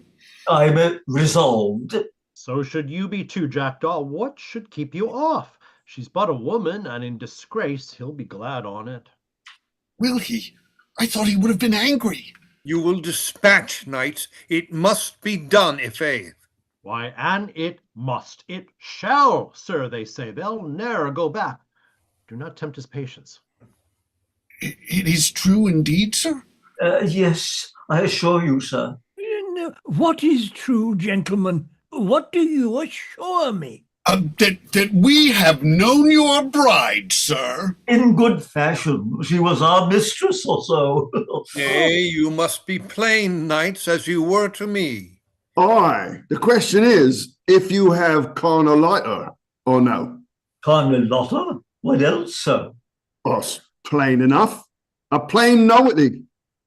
Undone, I am undone. Oh, let me worship and adore you, gentlemen. Yes, to my hand, I think these knights. Master Parson, let me thank you otherwise. Oh. And have they confessed? Now out upon them, informers. You see what creatures you may bestow your favors on, madams. I would, except against them as beaten knights, wench, and not good witnesses in law. Poor gentlewoman, how she takes it. Oh, be comforted, Morosus. But gentlemen, you have known her since matrimonial? Not today, Master Doctor.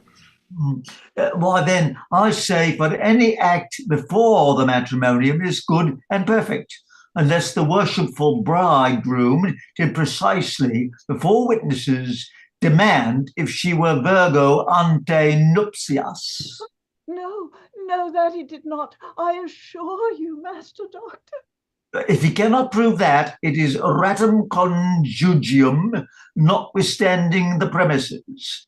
And they do no way impedere, and this is my sentence, this I pronounce. I am of Master Doctor's resolution too. If you had made not that demand, epi nuptii.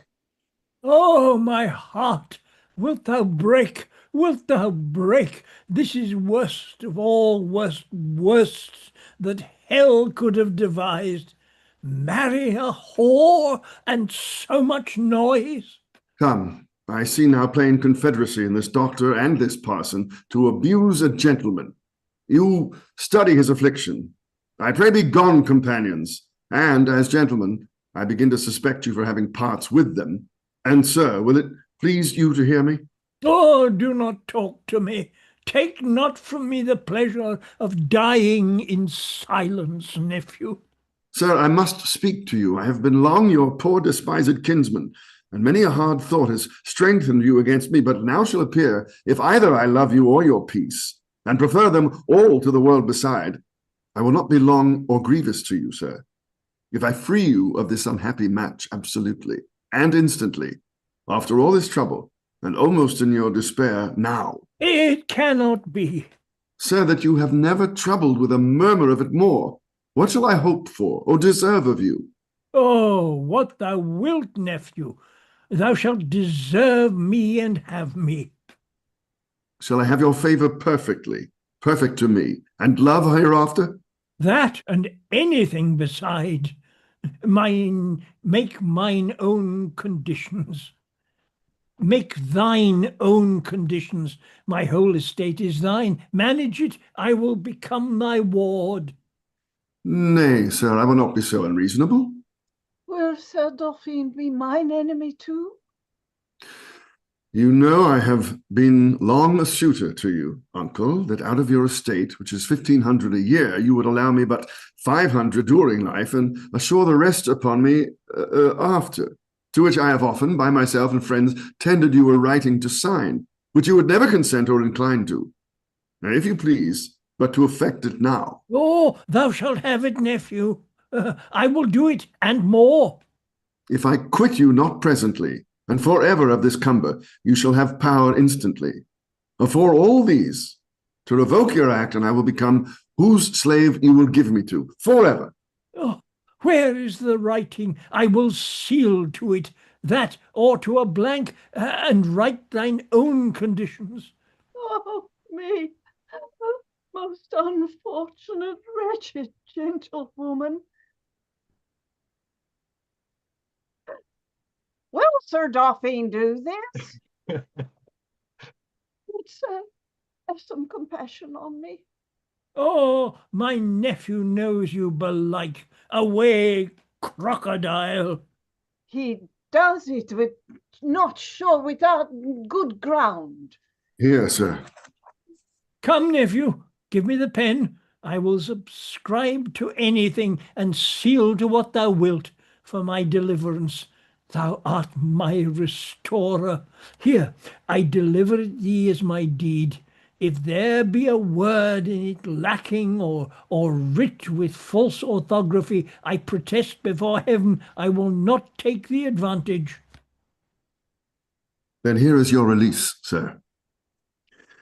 You have married a boy, a gentleman's son, that I have brought up this half year at my greatest charges. And for this composition, which I have now made with you, and what do you say, Master Doctor?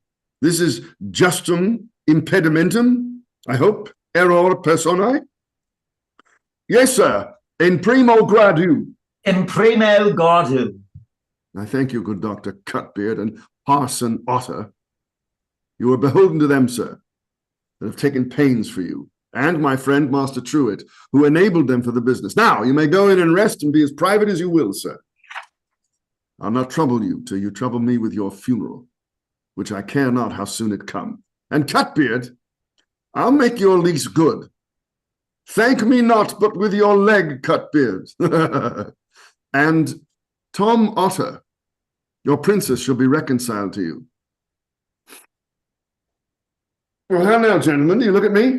A boy. A mistress, Epicene. Well, Dauphine, you have lurched your friends of the better half of the garland by concealing this part of the plot. But much good it do thee, thou deservest it, lad. And Clerimont, for thy unexpected bringing these two to confession, wear my part of it freely. Nay, Sir Daw and Sir LaFoole, you see the gentlewoman that has done you the favors.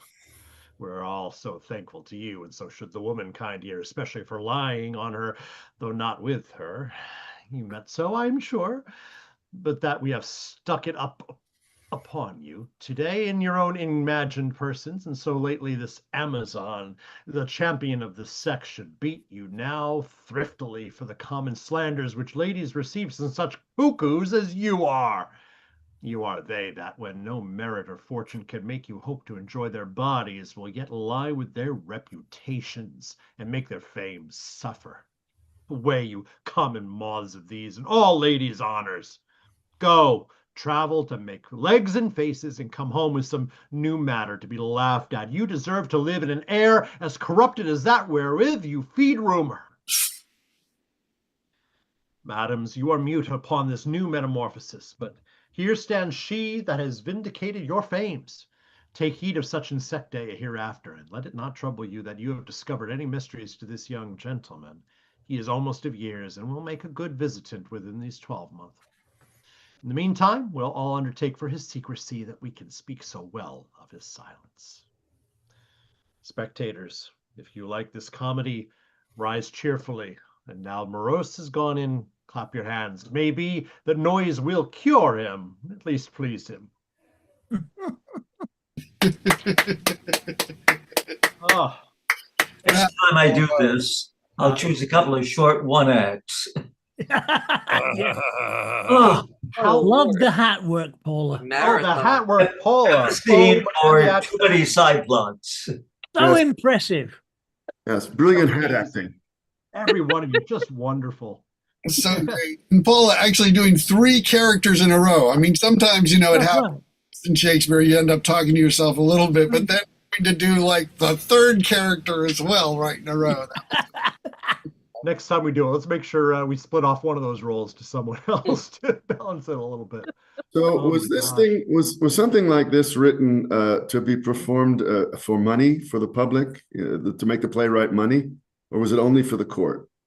No, this was done. This was actually done for the children's, the boys who performed at St. Paul's. So it was done. Oh my gosh! It wasn't done like at the Globe. It was an indoor one. Yeah. But when Ben Jonson writes this thing, is he writing with an eye towards it has to be good because I want to make a living, or is he writing it has to be good so the king will be proud of me, or what? It's a good question. I mean, this was, I believe, was done not as a masque, but as a play that was done by the Boys Company, but it wasn't a success initially. But it did come back in the restoration. But Jonson really did much more than Shakespeare. It looks like really kiss up to King James, and that was, I mean, his really important patron, because he did do a lot of masques. And as we'd heard earlier, that those were also performed. There were women performing them because the ladies of the court did. But that was like it just for court performances. Where this was done at I guess it would have been Blackfriars before it was owned by Shakespeare's company, but when it was owned by the boys, the young boy players. The companies that were there. I would love until to do a James research. realized that there were significant abuses going on and shut them down. It was not pleasant. It sort of got out of hand. I mean, Shakespeare wrote stuff to make money. Yes. Yes. No. Yeah, well, he was a member of the but he didn't get I mean, there were difficulties and there were different ways in which you got paid. He was a shareholder in the company, Right. therefore he participated in the profits. But if you go to the Restoration period, the people who wrote the plays during the Restoration, they got the entire box office of the third performance, and that was it. And They don't have the same motivation to write a hit that's going to run for. no, you're part of. Shakespeare was part of the company. Yeah. Well, but it also, I mean, Shakespeare was in a very unique position. And if you look at that as opposed to Ben Jonson, because Ben Jonson did plays that were done by Shakespeare's company and also that were done by the St. Paul's company. He really had to sell them other places. Whereas Shakespeare, by being a sharer in the company, he had a home where he knew they would put on his plays and he didn't have to spend as much time selling them. And they knew they had, wow, this great author in-house. So that was something that was beneficial for him. But actually, he was making more. He was probably making more money from being a sharer than from being a writer. But he's going to make money. He's going to make more money if the play is a hit. Yes. Well, it's not a question of a hit. They didn't have that sort of concept in those days. People would come to see the play, and that was it. So if they loved it, you look at the period when he wrote The Tempest and Cymbeline. Yeah, they just bought the Blackfriars, and he had the option then of looking at a new way of staging plays, because Shakespeare was a technician. You've just got to look at Titus Andronicus. I mean, he's into theatre technique as much as he is in the writing and the story. So he knows what's going on. He's got the Blackfriars. He can do all sorts of fancy effects because he's suddenly got lighting to play with, which was a huge innovation in those times. And so he wrote The Tempest for the Blackfriars. It was never staged at the Globe. I don't care what anybody says.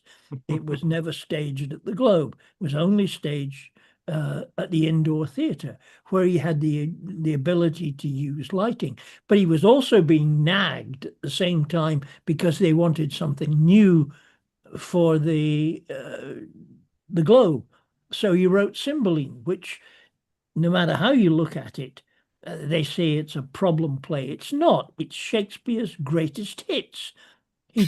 The same thing that when Handel came to London, one of the first things he did was he took all the best songs from all his earlier operas and staged them all, put them all into one piece.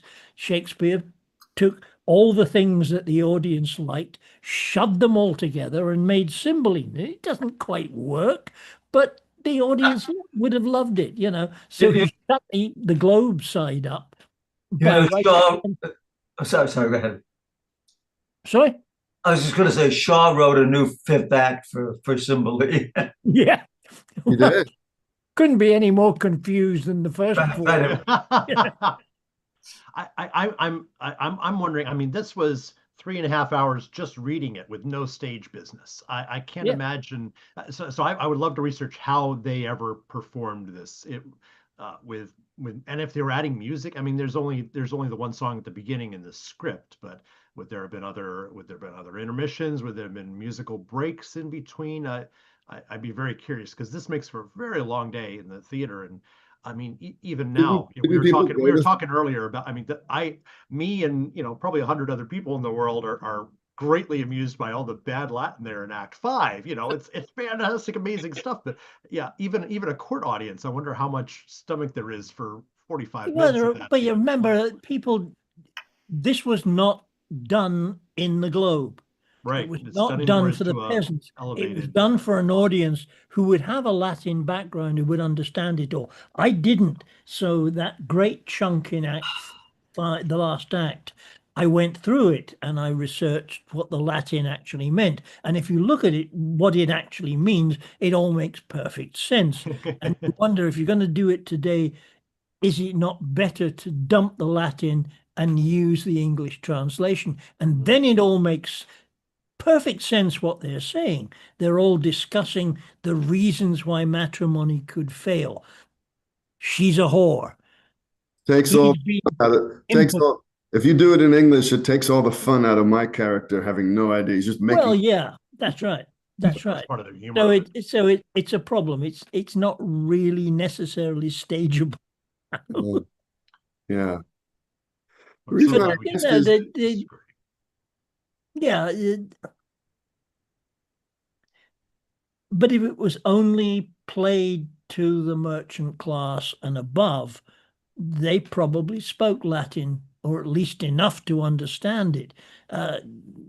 When I was going through and researching the Latin lines, once you've got one, you can understand about 3 or 4 others and get the idea of what's being meant. So you don't need to translate them all. But it's all about the intricacies of what the woman's role in marriage is and what the man's role in marriage is and what impediments can get in the way.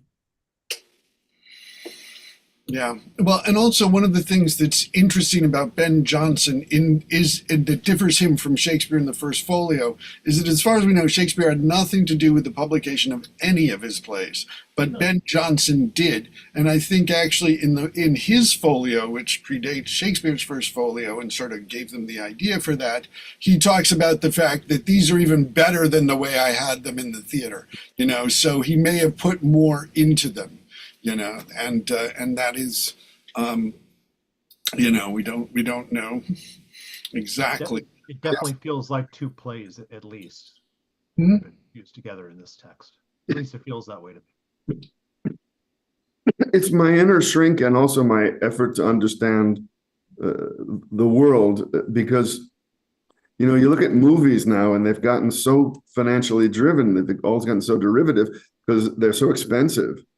And so I'm always interested in, were these things written entirely because I'm enjoying my writing, or was there an eye towards I have to make money? When Verdi and Puccini were writing their operas, and Beethoven too, they were making money off them. So they had a motivation to make it accessible to an audience, to dumb it down a little even.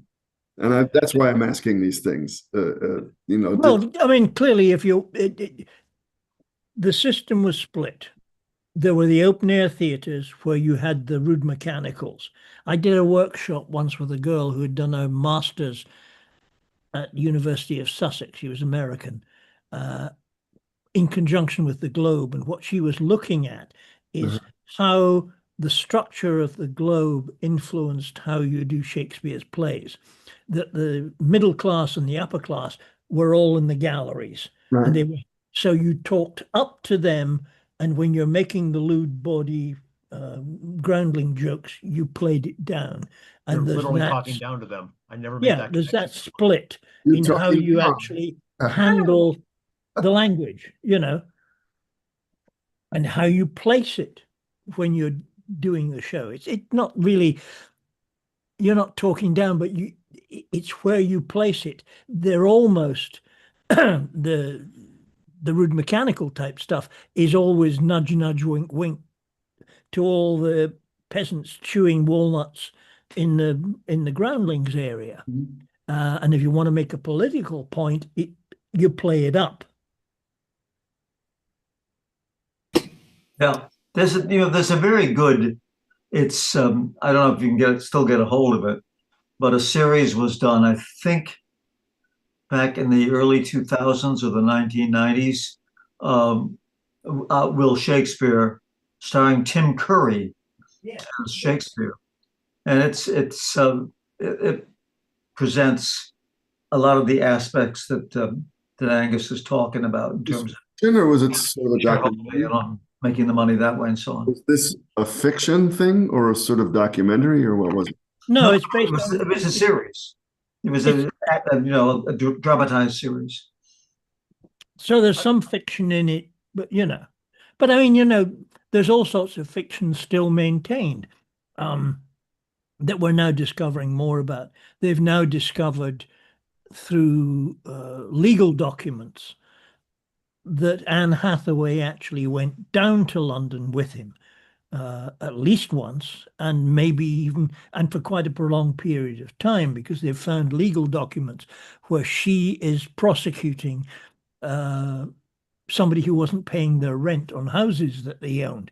So that there was much more involvement with Shakespeare and his wife in London than there. I mean, she came down to London. Well, who looked after the kids? Who knows? But she certainly, it appears that she did go down to London and stayed with him for at least a certain period of time. Interesting. We guys have talked a lot. I would love to hear what the ladies' perspective on the characters and the caricatures of the women in this play. What did you learn anything, or did anything stand out to any of you? I have to say that I've just been informed the Mets are in the 10th inning. Oh dear! So Another extra inning game. Jeez. Exposing myself as a groundling. Woo! The Mets. I never went to the Globe as a groundling. I thought, no, I can't stand through that. I saw somebody appear at the door in the back. Is that your hubby? That was John. He wanted me to know where we were within the game. So Very I'm important. going to Very go important. join him and my dog. But this Good. has been great fun, and I hope to see you all again soon. Yes, indeed. Great job, Paula. Great doing this. All with of you. you. Great to see you again. Talk to you soon. Bye. Last time I was in London, I went to the Globe to see the Henry IV parts 1 and 2 on the same day. Oh God! It was the one with what's his name?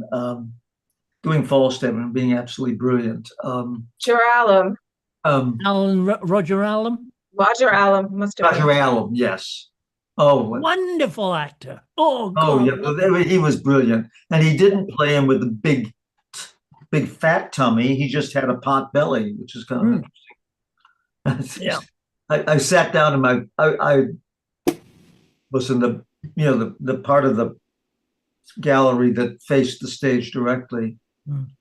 I noticed that as I rushed to my seat, because I was a very large lady sitting on my left. So I watched the play and got to the intermission. I turned to her. It was Maggie Steed. Wonderful. God. And we had a little chat about how great the show was. Yeah. To answer Matt's question, my daughter informed me that the other night Stockard Channing came to see Into the Woods. So she was quite astonished with that. Who did? My daughter, who's in Into the Woods in the West End. Oh, who came to see it? Stockard Channing. Oh. I just saw a couple of weeks ago the all-immersive Phantom of the Opera. Really? I'm not a big fan of Lloyd Webber. I never was, but this was spectacular. And I had a charming. I needed a minder to get me through the dark stuff and get me seated. But the young lady who played Christine was our Claire Lydon, our much beloved wonderful soprano that we had with the Victor Herbert briefly. She's going to go big places, I'll tell you. Wonderful. All right, guys, I need to go write a grant application. So thank you again for so much. Good luck. having me. Take care, Susan. Thank you. Good luck. Long, Take care. Good to see you again, Susan.